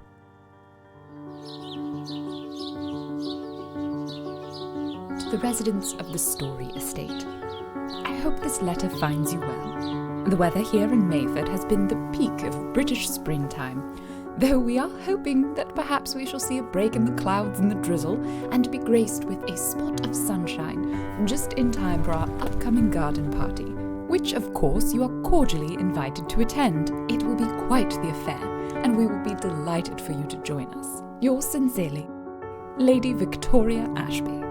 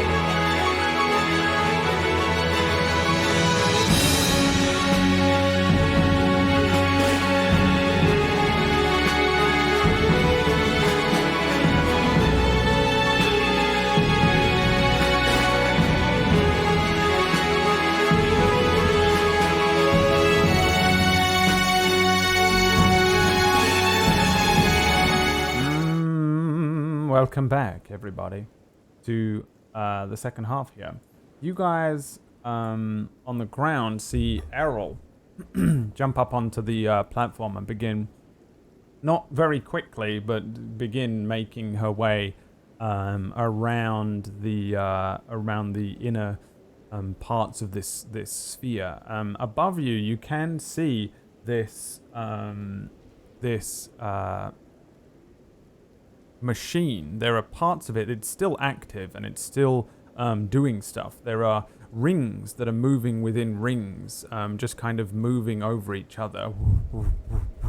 There's crackles of energy that will just pulse around the inside of this thing, moving along the rings, moving along the pipes, and you can hear those pipes creaking and the metal vibrating to a degree. There is also a charred corpse holding at the center of this thing above you, and the head of the corpse is looking down towards you, just partially still connected to this machine. The pulses of electricity and energy keep moving around this thing, and it begins to make noise again. There's a low vibrational kind of hum as this thing just slowly, even during the course of your conversation, begins to gather energy as Errol begins to move away from where you are. Errol, you move up inside this thing. Is anyone doing anything in the few minutes it takes for Errol to begin to ascend up this up inside of Vengeance here? I'm probably stress petting Keepy and saying, Lyra, I don't know. I mean, he's not gonna hurt her, right? And like, I don't think so. He didn't want to hurt us. Yeah, he held the trident to me, so I was worried that. I mean, I thought he was gonna hurt me, but I think he just wanted me to stop moving. Well, why do you think we should do this? Well, I think he's right. I think no one creature, god or human, should be able to lord their power over someone else. And I like to think it would be a different world, perhaps even maybe chaotic, but I like to think that mortals are good inherently, and that we would figure it out. What if a lot of people get hurt because, well, what if the gods just get mad? Is it worth it? I mean, I guess all those people down there thought it. So they gave their power, didn't they? And it killed them. Yes. I think so. They must have believed. Geo was angry when we were disturbing the bodies. Like he respected their choice and their decision. He was, wasn't he? Yeah.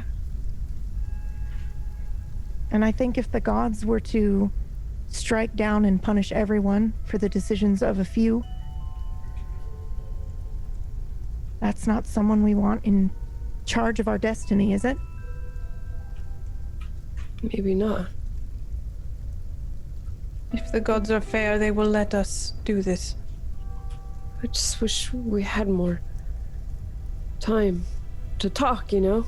It's all so new. I just thought we were here to do one thing, and now we're not. Maybe it's because the Inquisition didn't give us enough information. Maybe they knew. Surely didn't. Do you think they knew about Seastalker? Do you think they knew that he wasn't a member anymore? I'm sure our superiors know a whole lot more than, well, they preach, but I don't defy their orders, that's for sure. I always do as I'm told. Hilda, have Have you ever met the High Inquisitor? Not once. Not once. Yeah, we're not meant to. Why not? Inquisitor. I hadn't really considered it before. Just thought that was the way, you know? The Inquisition acts like a god. Well, when you put it that way, yes, I do agree.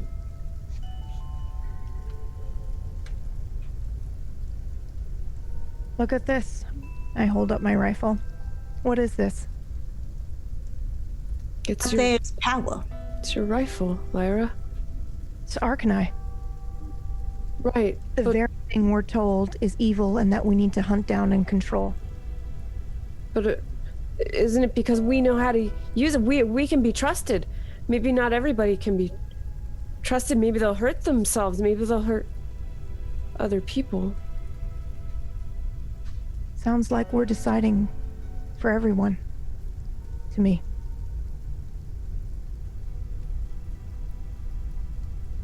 It does. I slide down onto my butt and I'm petting Keepy and telling him it's gonna be all right. I move over to her and put a hand on her shoulder. I still think you can get out of here. If you want. I don't, but I can't leave you and Fidelia and Hilda, and what about Errol? I can't leave you. I want to stay. I know, but I don't know what I want, and that's not strong enough for me to leave my... What are we? Friends? Colleagues? I don't know, but... We are companions, yes, and as much as I've said we all stick together, I am starting to see what Lyra meant. We do need at least someone. If things do go to shit, we do need someone to at least tell of what happened here. I mean, can anyone else pilot that thing? Wouldn't it take two? I don't know. Maybe it'll be Errol that leaves. I look at Hilda. And nod. I slowly nod my head, having an idea of what Lyra is implying.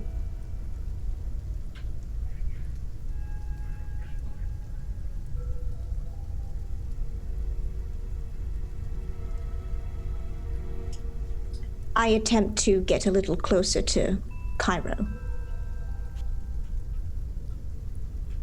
I'm kind of sitting on the ground here.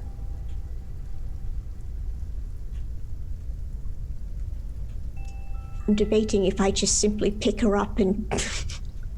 but I don't exactly have the muscle, so I veer my eyes over to Infidelia, and I kind of eyeball at her to help me assist at maybe getting Cairo out of here. Wait, what? Why are you looking at me like that? Sorry, you've got something here and I'm just, a little bothered by it. I will wipe my face. No, okay, I'm just going to be upfront and honest. Infidelia, help me get Cairo out of here. Why? What do you mean? Because we need someone who can assist. These people here, let's not let their lives go in vain. I'm sure their families are still out there searching, wondering where they are. They don't know the truth. Either way, Cairo, if we succeed or if we fail, someone's going to need to tell the people what happened here. What about the Inquisition? You think they'll tell the truth after all this? What do I tell them? What if they come after me? What if I can't tell people because they come after me? You go public. But And say if anything happens, it was the Inquisition. you don't think all those people who wouldn't talk to us in the wharf, and maybe there's a whole underground and they know. There's a whole network, She has you a know, point. they wouldn't talk to us, and surely they wouldn't do this and not tell anyone, because then, well, what would be the point? Then nobody would know about vengeance. And I look around at this thing called vengeance, and surely they thought of that. Well, if we succeed, it'll be really hard to hide the truth. That it would be. Right. You don't have to go if you don't want to. I can't leave You can. my team. I've never left my team before on a mission. The mission has changed. It has. Well, what about Errol? I do want to. I want to see what Errol says. As we all do. If she wants to go, I'll go with her. We sideswipe over to Errol. Errol, give me another athletics check with disadvantage. No. Sorry. Just kidding. It's hard getting up on this thing. It's all busted up. Well, I'd say it's only 8. All right. Now roll me a d10. Okay. 3. 3. Roll me a d4. 4. Oof.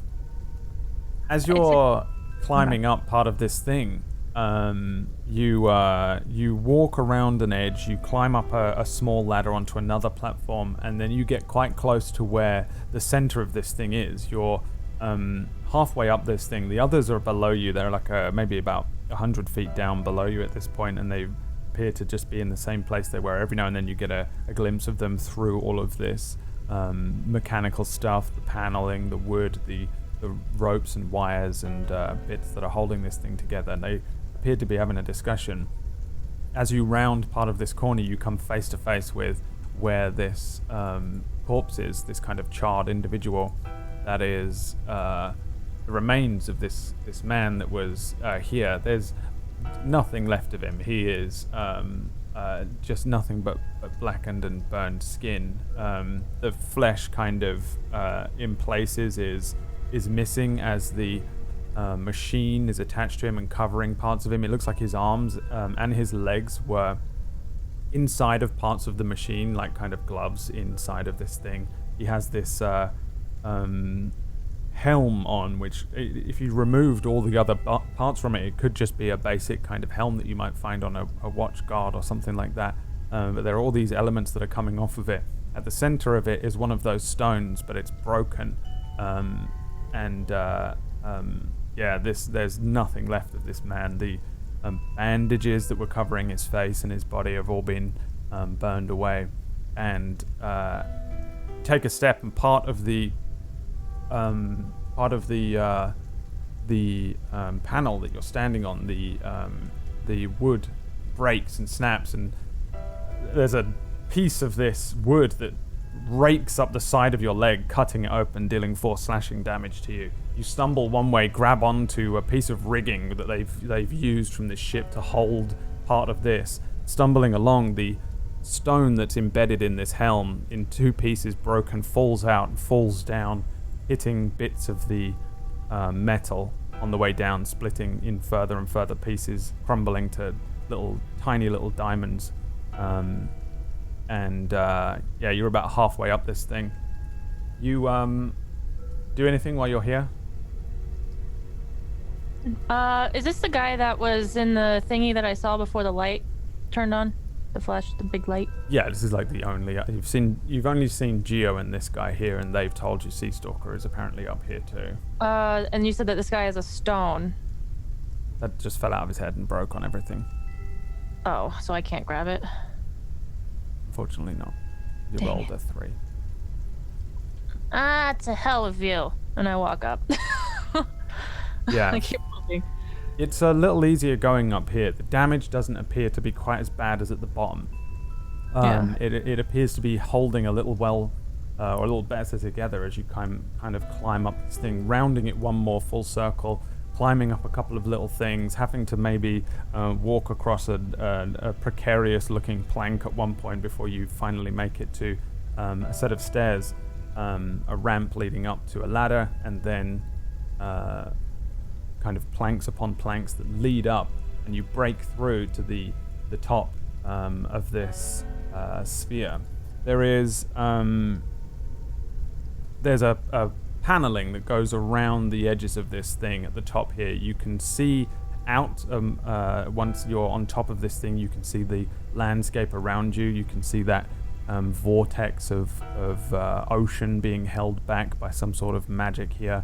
You can see the strange kind of bits of this thing that have been broken off and are being suspended in the air around you, but there is a hole in the center of the sphere here that is just an opening, basically, and there is only really a circle of footing that you can walk around. There are elements of this machine that poke up out of the top of this thing and create small little towers and pieces around you. And across from where you are, opposite to where you are, there is the man that you recognize as Sea Stalker, who you haven't seen for a number of years, standing with his back to you. And he's standing at a panel of sorts that's in front of him. You can see from here, it's quite far away, but you can see that the panel is embedded and part of this machine, and that inside of it are several more of those stones, like the ones from the spider, like the one that you took from the spider, or the one that was in the head of the helm here. And they're arranged in a heptagon, with a stone at each corner and then an eighth one in the center. 7 of the 8 stones in the panel are lit up. Sea Stalker places his hand as you break through to the top on the center of the panel here, but he stops, sensing you step up behind him. He doesn't turn to you, but he says, "I can't let you stop this, Errol." Hey, the deal. Hold on, let me catch my breath. Okay. Just want. There's a lot of steps. I'm not really made for this. The deal was, I'm supposed to talk to you. You talked to the others. You seemed to convince them. I wasn't there, you know. Have they left? No, actually. Well, I mean, I don't think so. I mean, last I heard, they were debating something. I don't know. Then what do you want to discuss? What are you doing? He looks over his shoulder back towards you and says, "I'm freeing us, all of us." No. What are, like, why? How are you freeing us necessarily? Errol, I know that you're pragmatic. You're far more intelligent than I am. This is... I wouldn't go that far. This goes beyond me. This has been years in the making. All of these people here, they've fought, they've died. I'm slowly walking forward as he's talking, by the way. Limping. Let it be nothing. Can't let it be for nothing, Errol. But if we all die here, this isn't my cause, so why should I be okay with this? That's what I'm asking you. You don't have to be okay with it. What? That's not, so you're gonna kill me. If you leave now, you might make it. Can I cast, as I'm like talking to him, can I cast Mage Hand behind him? Yeah, I don't think you're within 30 feet of him though. You're... How big is this? It's big. Like the thing that this entire sphere is like 200 feet around, but on the top of it, it's maybe only 100 feet across. If you get close enough to 30 feet, I'm gonna try and. My goal is to distract and talk to him and try to get. Well, honestly, I said I would talk to him, but I am gonna cast Mage Hand as soon as I'm within range.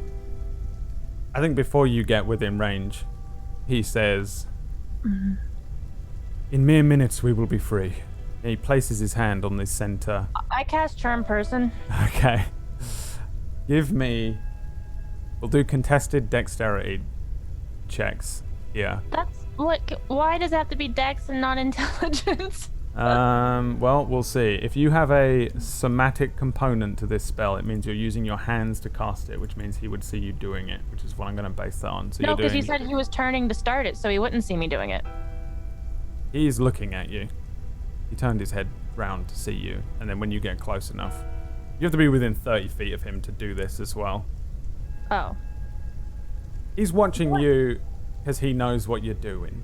So when you get close to him, he's readied his own action, basically, that if you do something, he's gonna activate the machine.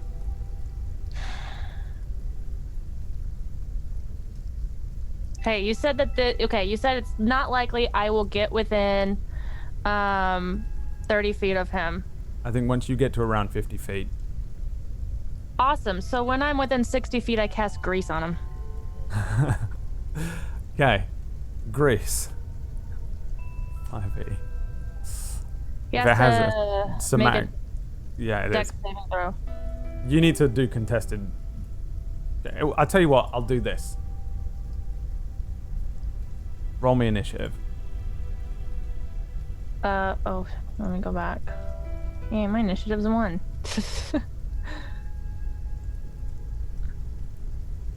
And we'll see what you get versus the boy. 15. Man. So he sees you. Whatever you're doing to cast this spell requires you to move your hands. V, S, and M means you have to say something, you have to move your hands a little bit, and you need a material component, which will probably be an arcane focus for you. And as soon as he sees you do it, his hand touches the button here. The machine suddenly starts up. You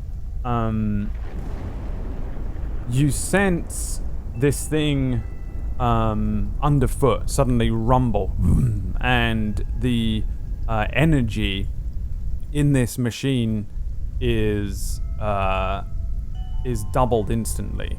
There's a moment where you kind of maybe feel the hairs on your arms lift up.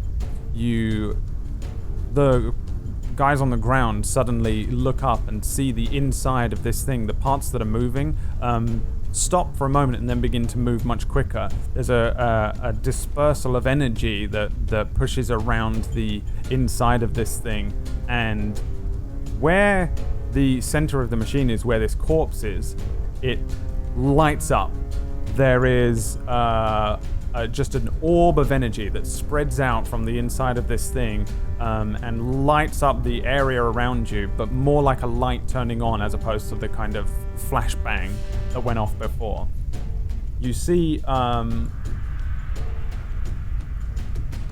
Errol, you get the grease spell off though, by the way. As I'm feeling all this, I'm not gonna stop and be like, whoa, I'm legit gonna be running at this guy. Yeah. So I'm not gonna be, if he's gonna turn around, as soon as I see him not listen, I'm gonna take off. I got you. Turn to... It's like in Marvel, I assume things like, even if it charges pretty quickly, it's still, you can see like the sequence where it charges up and the good guy's like running like, oh my god. Right. So. I turn to Cairo and Hilda though and tell them to leave the moment the machine starts going. Machine is active. This is now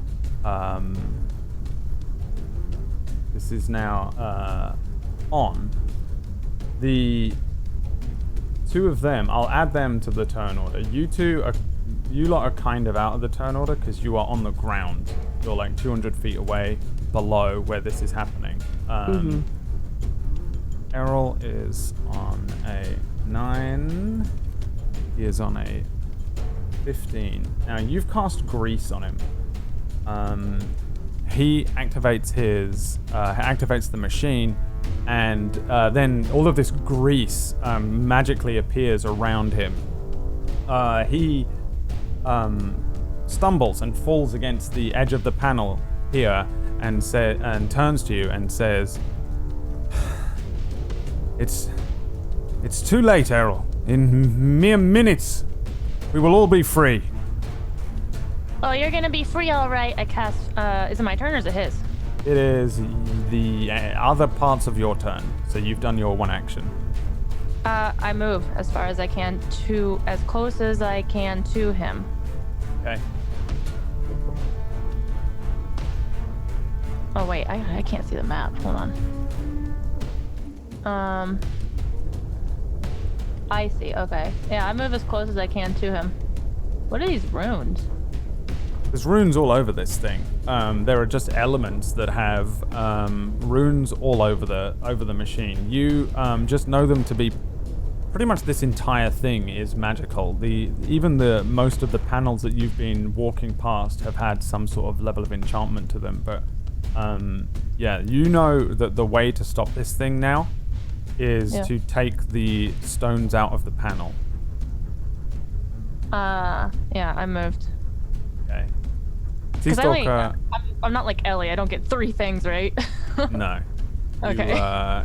You are. No, God, I miss being a rogue. Right. Ellie versus Sea Stalker would be a very different situation, but unfortunately. Oh, she'd already be there and with a knife in his throat. So. Yeah. So, question, Brad. Like, when we told them to go, do you guys bail or do you stay?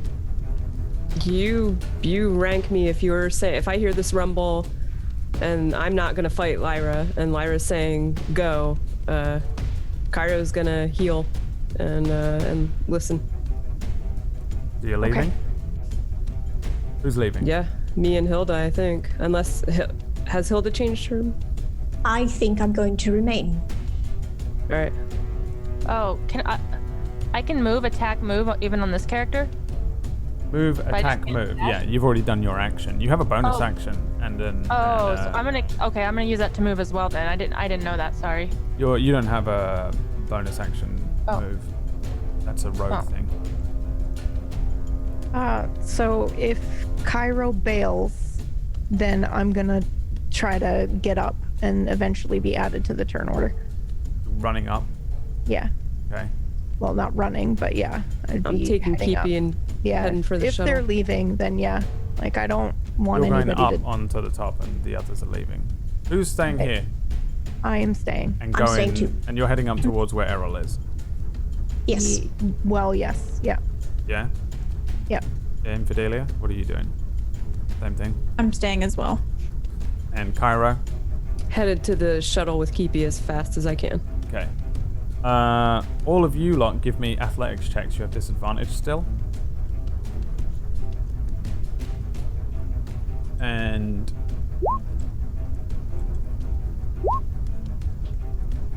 let's see here. Okay, not good. All fails pretty much. So you're going to be moving real slow as you guys attempt to start moving up into this thing. By the way, there's like crackles of energy, and as you guys maybe after a few moments climb up onto that first panel, there's like these bursts of energy that are just moving around. It's almost like electricity, but there's more of an arcane element to it.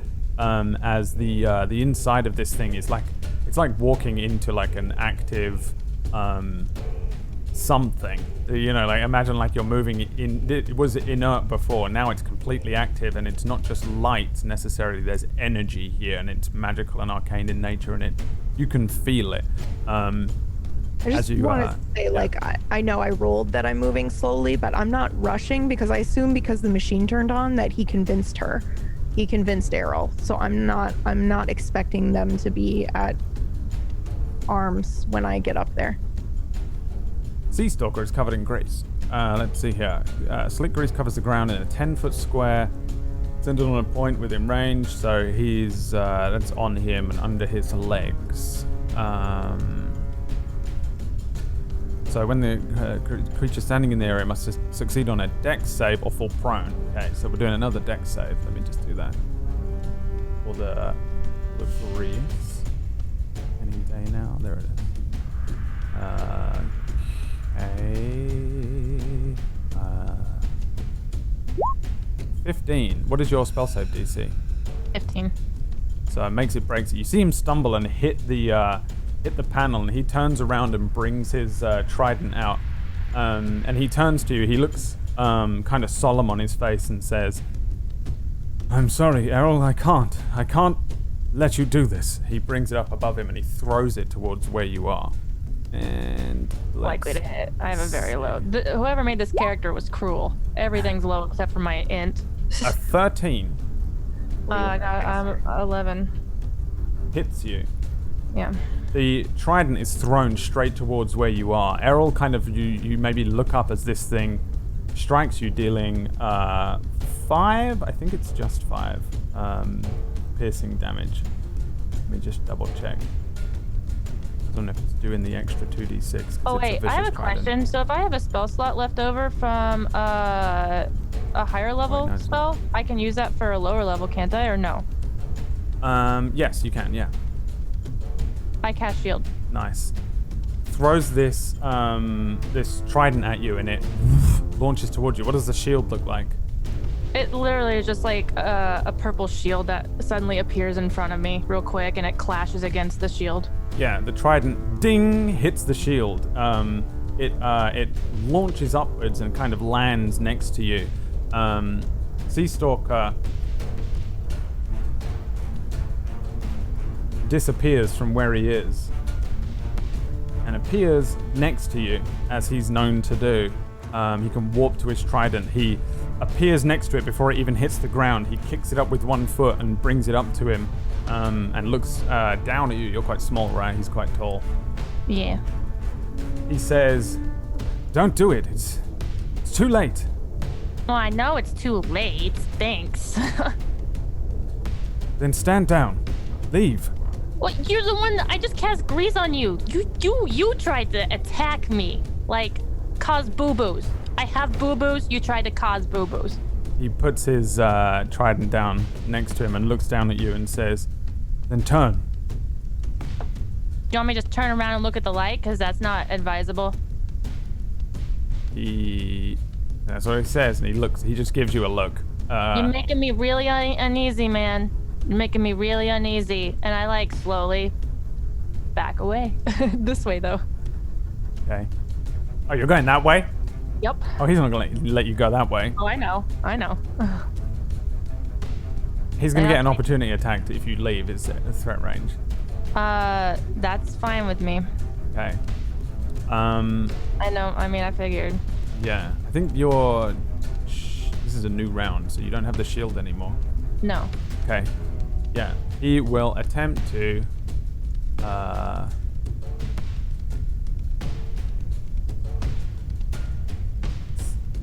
think he will attempt to hit you with the trident. Yeah. So okay. He's gonna ding you with it on a 14. Yeah. No shield? No. Okay. No shield. I don't have any shield stuff. He's gonna deal 3 damage somehow. Okay. What is this? Wait, this isn't right. Hold on. It needs to be. Let me reroll. I think one of them is correct. It's 3. I don't know what it's rolling because my roll 20 is kind of funky this weekend. So that is okay. Yeah, This is vicious trident two-handed. Yeah, he gets an extra 4, so he does 7 damage in total. Okay. He dings you on the back of the head with it, though. He doesn't hit you with the points. He just brings it around and donks you on the back of the head, and then you just keep walking along. I imagine you look like a Tonberry. It is until the start of her next turn, so she does have shield. Oh. This is the start of her next turn. No, this is his opportunity of attack on her. So she has it until her next move, until it's her turn to go again. But she's just using her movement, right? Right. Wasn't her movement part of the end of her last turn? Or is this her movement? We're on her turn already. I just moved. I took an action, so it'd be 3 health. Oh, okay. She's moving away from him as part of her turn, which has already begun. Right. Okay. It's his reaction, not hers, right now. Yeah. All right. He dings you on the back of the head, and you carry on walking along. Yeah. I've moved 30 feet. He was 60 feet. I'm now within 30 feet of where he was whenever he turned on the machine. Yes, you are. No, you're not. Within 40 feet. See this crackling... Well, then how was I I said I was 60 feet away from, like, this area, but okay. You're... So I should be within 30 feet based on how I described earlier. Because I moved 15 based on saying I'm 60 feet to cast Grease. Does that make sense? So you would have been here. Yeah. Because he teleported next to you. So you were here, which was 50 feet away from him, which is 60 feet away from the panel. And then you moved 15 feet, so you're still here, and that's still 40 feet away from you. No. I'm trying to whenever I said I'm gonna move within 60 feet so I can cast Grease, I should have been 60 feet away from the panel. Not just 60. Right. You were 55 feet away. You were less. Did I not math right? I'm not sure what you're asking me. You were 60 feet. You were 50 feet away from him. He was here. Yeah. You cast Grease on him. Mhm. Begun the... I've moved 30 feet, so did I just do the math wrong or something? You've moved 15 feet. Oh. Between last roll and this one, I should be 30 feet moved. Is what I'm trying to say, because I moved last roll and I moved this roll. I should be within range. Oh, okay, hang on. So does that make sense? Am I making sense to anyone right now? I'm trying to... You would have been here last round, so now you would be here, so you would be there. So I did the movement wrong then. Okay. I'm very confused. No, I'll allow it. You were here. We'll just retcon you to be within 20 feet. That's fine. Okay. Because I was like, because I repeated so that way I wouldn't trigger him, but I also wouldn't so I would be within range within a couple rounds since I'm stunted in my speed. Right. So, yeah, you can see this panel and you can see these 8 stones arranged along this panel here. I don't think you know exactly how this thing was put together. You just understand kind of how it works from the spell. You understand that these stones are the things that are working as the firing pin, kind of. What are you doing? I want to cast Mage Hand to try and lift one of the stones out. Which one?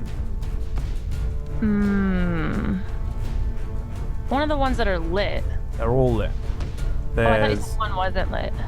So Sorry. there are 8 in there. There's 1 in the middle, and 7 arranged around the edge in a heptagon. And the one in the middle point. isn't lit right now. All of them are lit, yeah.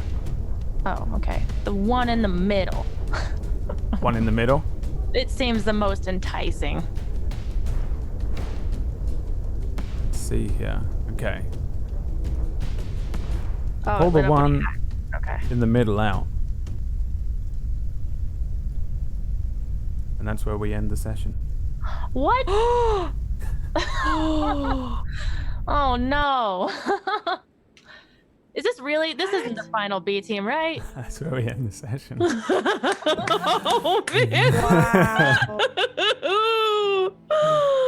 It was always going to be the end. Oh my god!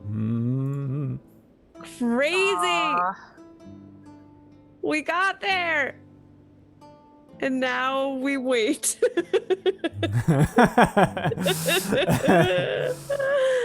All right. Oh, the cliffhanger! So good. Yes. I'm frustrated at that cliffhanger, damn It's it. very frustrating, I know. I think that's the most frustrating cliffhanger so far. Besides the one where I thought I was dead. I knew that was going to be. That's what I have written down. Just to be clear, she just pulled a stone out, one of the 8 stones. Yep. Yeah. Right. Okay. She pulled one I of want to them. be Thanos again, okay? I'm going to collect all the stones, put Yeah, it you- back in the gauntlet, and snap my fingers again. That's it. It's totally a version of events where... Sorry about, that thing at the end. I was just very confused, because I was like, did I just math wrong? And my chat's like, you always math wrong. No, it's okay. I understand what you were saying. I just wasn't... I was not counting the retroactive movement. before. Plus, it really, when, situations like that happen and it really matters, you kind of have to go through that. Yeah, it's fine. It's fine. Yeah. I don't mind it at all. If it didn't matter, I'd be like, whatever. I'm still a little bit, but it mattered. He's gonna down me if I don't do so. If I can't do anything right now. Yeah. It was sort of important. It's fine. I don't mind doing it at all. You made a very important decision. That was crazy. Okay, I got it. Are we never playing B Team again? Nope. Okay, so can we spill deets about our character since we have 30 minutes? Yeah, if you want. I don't see why not. We can discuss for a minute. I will say real quick, so just to remind everybody, the characters for the B Team, apart from Hilda, were submitted by the Inquisition, who are it's the nickname that we give to the people who go to the Discord channel and Theorycraft. They're kind of doing their own inquisiting every week and kind of working out what's going on. So when it comes to these shows, the previous show that I ran in this setting called Darkfire, they were in there every week, kind of like inquisiting and working stuff out. So they got a nickname for themselves. When we were playing Darkfire through, I thought they were like, oh, can we submit some NPCs, because you can do that on our Patreon and submit NPCs to the shows on Tablestory if you're a patron at a certain level. And I said to them, well, since you guys are like super fans, they're like mega fans, I was like, all of you just submit some characters for me, because I have an idea of where I could use them. And this was it, obviously. And then when we did the first one of these, I gave these guys the opportunity to pick which character they wanted to play out of those ones, which is why we had these 4 other characters that we never got to see, Worston Redbloom, and I can tell you who submitted these other ones, since I'd like to shout them out real quick. That was Piranha's one, I thought it was. Piranha Plant submitted that one. We had Reginald Sheridan, who is another member of your team. I think Cairo was Raiden. Is that right? Yeah. I don't know whose Reginald was. And Reginald, you in the chat? I don't know why I didn't add it to my notes. I'll check it in my big notes in a second. I'm just checking the character sheets. Errol was Just Smith. Just Smith was Errol. And then we had Bob. Hang on, I'll double check on here. Sal submitted Infidelia. Jaguar submitted Lyra. Sammy submitted Bob. Jaguar submitted Lyra. Point submitted Reginald. Reginald, Worston, and Bob are like out there somewhere. Like, where the fuck is my team? You're in here doing all this stuff. And Runty submitted Sea Stalker. And I remember at the beginning when I said that you had the option of these characters to pick from. Runty was like, "Where's mine, bro? Where's my character?" And I was like, I have a really good... I really needed a character just like this, what you've submitted for this part, to play this part. And it just seemed like such a perfect character when she submitted that one. So I hope that, you understand why now, Runty, that it suddenly appeared right at the last minute here. Sea Stalker was obviously involved with some of the setup stuff here. So yeah, go ahead, Pocket, with what you were originally going to discuss. Feel free. I'll start out, I guess, by describing mine. Errol, I absolutely loved role-playing a Drow, especially a smarty pants. Someone that... I wanted to pick someone that's basically opposite Ellie, so I picked this one. And absolutely evil. Just absolutely evil. That's the first thing I'll get out there. She's evil. She's not there to save people. She's there to gain knowledge for the Inquisition and for herself. So... I mean, it was a good character. It was a hard character because I'm so used to being able to just be very strong and fast that playing a character that I had to actually stop and be like, okay, I have to actually think about what I'm doing next. Yeah. It was very difficult, but I did really like the character. Yeah. So. It was good, yeah, and it was interesting because you guys had this big debate in the first half, because you're obviously one character who has a really different perspective. I don't think anyone else was alignment evil there. No. Oh yeah. Nope. And I don't play like hard alignments. Like in D&D, you do have alignments a lot of the time with your characters, and you're generally restricted to a lot of the things you can do with them. But I kind of don't care. You just role play out whatever you feel is right for your characters. But yeah, having an evil character and using that as your one of your main RP inspirations was very interesting for that last I'm good at evil, so I picked it. bit there. It makes sense. I feel like it was kind of also a parallel to everyone being so serious, and then Errol's like evil, but like really weird and goofy. So, Yeah. yeah. It was very good. It was very good. I also just imagine Errol walking around like a Tonberry from Final Fantasy. I don't know why. That's what No, I yeah, see that's her as exactly, completely. like waddling along with a knife. With the knife, Small, yeah. with like these robes and stuff. So it was that was cool. That debate at the beginning there, by the way, was like so good, and it was so what I wanted to happen, kind of, but I wasn't sure. It's impossible as a GM to facilitate that, or you can just sit and set stuff up and see how it goes. But I was very interested to see about it, because I wanted to try. It's kind of hard to do, right? Because I can't villain monologue too much, and I don't want to, and I don't. But also without some context and stuff to set up, I really wanted to give you guys. I wanted him to appear, or even Geo or someone here to have interacted with you and made you just take a beat and question what you're doing, right? I really wanted to see how your characters, what do they do, because and I think you went through all the motions perfectly. It was really fun. I just sat back and watched. Like I muted myself and just joined chat basically, and was like, let's see what they say. Let's see what happens. Yeah. Very curious, and it was really cool. I really liked the roleplay. Yeah. As we discussed on the break, it was interesting because like now A Team has a lot more cohesion and they're working together. Yeah. And to go here and everyone just like, no, I'm right. Right. So it's just different. And it's one of the things that's prevalent that I think you get to think about a little bit now is the fact that the A Team is also trying to kill God, right? Like that's like you're kind of aligned more with the group here that are building vengeance and trying to fire it off. If only Errol knew that. But what are your motivations as your main characters as we go into the next episode next week? We'll see. Because I mean, in a way, they're making their own decisions, right? That's sort of what they're doing based on the information that they were given. But at first, ball was set rolling by being placed onto this chessboard by Arhi and told that you're in a race now and this is what you do and go and complete it, and we'll see how you do, whatever. And they've kind of veered off from that, but essentially they're kind of doing the same thing.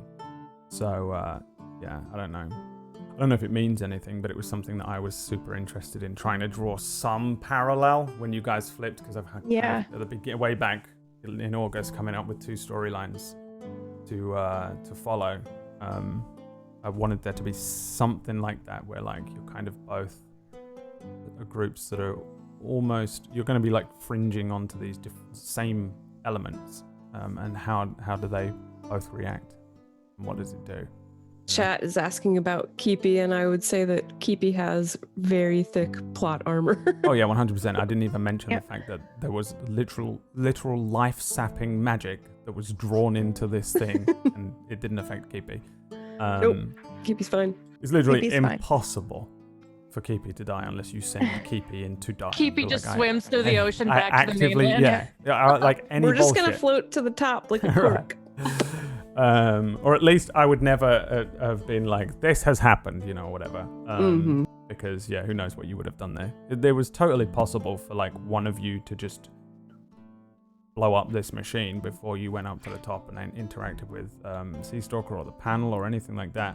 There was so many different ways this could have gone. I didn't really have a thing written down for like what exactly is going to go on, but like what I said about the evocation, it's possible that you could have just blown this thing up, and technically it would have probably wiped out Kofi, but I wouldn't have said but it. not really. I wouldn't have said just never said anything at all. It's just by pure chance Keepy got caught in a different wave of magic and was sent somewhere else. Yep. Somewhere else. Interesting things. There was always a point that I wanted this to get to, and this was the point, and this was also the whole build up, weirdly enough, to Dying Order when we were doing like all the trailers and stuff was for this. This was the game that it looked like it was going to be. This is the voice in the trailer. It's the voice in the trailer. Like, strike back at the gods. That's him, right? Right. Who do you think it is? the guy in there, right? Not C. Yeah. What's his name? Cedric. Cedric. Yeah. Cedric had his whole thing. Yeah. Why'd I have to pick an evil? I should. Oh, I did want to say, thank you to Jaguar for this character. And originally, I'm usually a party fill in D&D, and I never get to play a rogue. And originally, when Brad was asking me what kind of character I wanted to play, I said, I want to use a gun, and I want to be a sniper. And he was like, just so you know, that's illegal. Like, the Arcanii is illegal, and you will be hunted. And so I was like, oh, okay. And then obviously I love Suna, but when I saw like a cat person with a gun, I went, oh, I can do this on the side stories, and that's great. And so yeah, thank you for this character. And then also, just a tidbit, when I checked the character sheet today, it said I was super close with Sea Stalker, trust him implicitly, and that my ideals are people. I'm committed to my crewmates and my team, not my ideals. So I was like, okay, I guess I'm gonna side with Sea Stalker. Those motivations on your character sheets really came out. I was curious about Infidelia's reasoning, or just immediately siding. Yeah, well, because on her sheet, there's a whole stuff about necromancy, which is why I picked her, because I thought that was really cool. But it says down here, deciding the only legal way she can hunt and kill people for her investigations to continue, as well as very likely the only legal way to practice necromancy, she joined the Inquisition. Side note, she was correct, but if we remove the Inquisition, I can do whatever I want. Right, yeah. Ooh. Yeah, that's, you remove legality and stuff. But I love her. This is some of the descriptors. Sal, this makes me so happy. And I saw this and I was like, yeah, I'm playing her. She's the creepy one. She stares and she carries a sickle and a black spell book. And I was like, I want to be her already. That's so good. Me Yeah, when I was Lyra was 14. a ship person too. She and I'm super obsessed with Atlas for a while. So when I saw this, I was like, oh, she's a seaman. That's so cool. You get to play somebody who was a crewman on a ship. The original version of there were multiple different ways that I was going to do this B Team thing, and you doing that because you said I have come. Is that why? You said seaman. Yes, I did. All right. The multiple different ways that I was going to do this thing at the beginning was if you made your main characters and they all had Arcanii weapons or something like that, I was going to have this crew chase your main characters around the world. That was like the option here. Hey, you said it first. Why do you... I can't believe you did that on a show. It's one thing to meme it on your channel. People listening to the podcast version have no idea that I didn't say that just now. That's why I didn't bring any attention to it and kept speaking. God, you're part awful. of my evil plan. I laugh. Like deep fakes, but with audio now. Yeah. And it feels weird. Perfect. I've got plenty of them as well. No, stop. Yeah, it was great. To be honest though, I think like if one thing came out of this, the RP in that first half was awesome to just sit and watch, because you just had to have a philosophy debate. And I looked up a bunch of stuff as well. I was like looking into all sorts of shit about what is freedom, kind of, because I was like, I feel like these guys would have had to have discussed it a bunch. Like all of Cedric's crew and the Dragonfly crew and Sea Stalker and everybody probably had a lot of different conversations about this. They would have debated this the way you have probably 100 times. So I think what was interesting too about him, at least when I was trying to figure out how Lyra would react, is that he didn't really try to convince anyone. He stated his point and then was like, you do you. If you want to go. I'm not going to stop you from going. I'm not, when, like our magic probably would have helped. He still gave us the opportunity to go. And I think someone trying really hard to convince you is a little bit more untrustworthy than somebody who's just like, I want freedom for everyone. And then he did it. He was like, here's your freedom. You can go do your thing. You can fight me. You can do whatever. I'd prefer that you didn't, but you have the freedom to do so. He was walking the walk, so to speak. It was a weird thing that I wish I could say was just my amazing brain coming up with with like how to present this character. But even though I knew going into it that he was going to be like that, like very like I don't know, like not really on any side or really pushing anything, but just trying to explain to you because he hasn't been able to and probably has wanted to, but he was too worried about, you know, blowing his cover and all this stuff. He Sea Stalker was the one, and I'll just blow some extra lore here. He was the one who was stopping the Inquisition from finding any of this stuff anyway. Like he was ahead of he was just interfering with information because this was an actual ship. The Dragonfly has been floating around for a couple of years collecting these parts and building up this stuff, but the Inquisition have never found him because Sea Stalker was kind of doing some double agent stuff and kind of playing both sides and also having to, you know, run interference and stuff like that. So we got an inkling of that as well. So Lyra had sort of suspected he might be alive back when Geo knew everything. Geo knew everything. He knew our names. Like, what the fuck? So someone must be working with them, and who would know better about our team than Sea Stalker? Yeah. Yeah, Geo is... Yeah, go on. As terrifying as he was, he had me Tuesday convinced, like, that he was kind of doing the right thing. Yeah. Back like a few episodes ago, I was like, oh my God, like, he's the good guy. Holy shit. Yeah. But Cairo would not...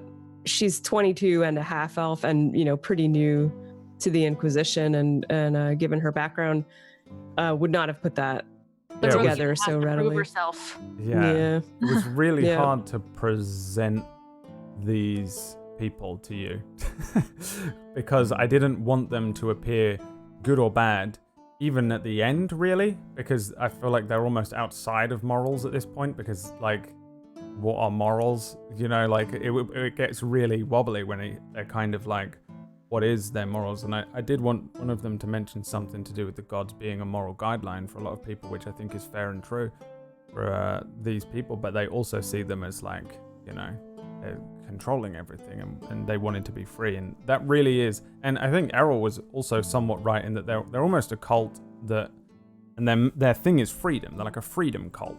That's kind of what they are. I mean, those have existed in America, and some of them did not end well. Right, yeah, but I mean, this is a magical freedom cult that actually, and gods are real. So they have all of this different evidence, you know, as well. They have this evidence that they've found. They've discovered all this stuff out about Thelmecia and the vengeance, the source of magic that they're using to power it. And all this stuff that they can use and proof in Sea Stalker and shit like that they but I really like, I had to present, you guys had to feel like the good guys and you have to not feel like you're the bad guys either. Really? Because I think that at least I felt as a player that Tuesday and I kind of rode that line a little bit in the beginning, because I saw somebody in chat say that, you know, Geo was using child soldiers, and in fact he was not. The kids were like alerted to us and we killed them. Like, we ruthlessly hunted the kids down. And I know that, like, I wanted to show that kind of like blind soldier aspect of Lyra in the beginning.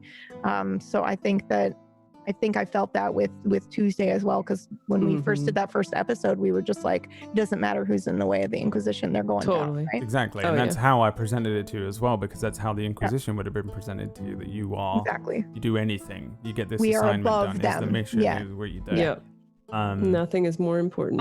I'm not gonna lie, when I read what my character was, I'm like, I'm not a good guy. Yeah, you're different. And that's the other thing with the Inquisition, is they pick up anyone and they will utilize anyone for any talent, and I don't think that they care about the morals of it, really, as long as they really are just lawful whatever, you know, like achieve goal oriented, and maybe these other guys are a lot more chaotic freedom. I don't know.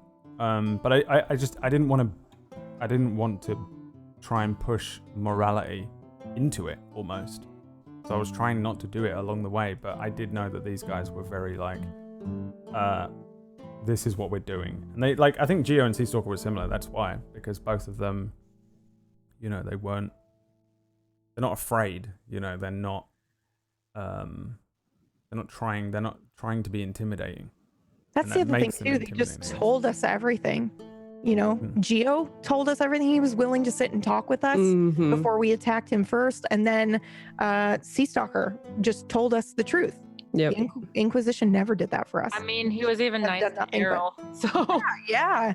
But Errol, like, it sucks that like I didn't have that option of like I had to be evil. I had to do what I thought Errol would do, and Errol's like, I don't care about you. I gotta do this thing. Sorry, man. You said something on the break that was really good. That the evil folks, like, who can they lord over if everybody's dead or gone? Yeah. I did say that. I was like, Errol's thing is like she's evil. She wants to get information. So if everyone's dead, or if people are dead, or things are dead, then she can no longer garner information or be evil over them. So that idea of like, let's kill these things. She's like, no. I want those to be around still for me. Yeah. It's very selfish and it's very evil. Well, also, it's control, isn't it? That's what the Inquisition is, control of information, which is exactly, and they're controlling the progress of technology. It's literally what the Arcanii Inquisition does. So that makes sense. You retain that control. What were you going to say, PB? Oh, I was just going to say, and then that moment to where PB knew Errol was going to go up and probably try to stop it, but in Lyra's character sheet, it's also like she's pretty trusting, and I feel like I've worked with Errol for a long time, so it's like, do I believe people are inherently good, or she does, so it's like, okay, I'm gonna give her the benefit of the doubt to go up and try to have a conversation because that's fair and just. I mean, to be fair, Errol can't fight really, so yeah, and then there's that too, right? Like, hopefully he'd be able to stop one person.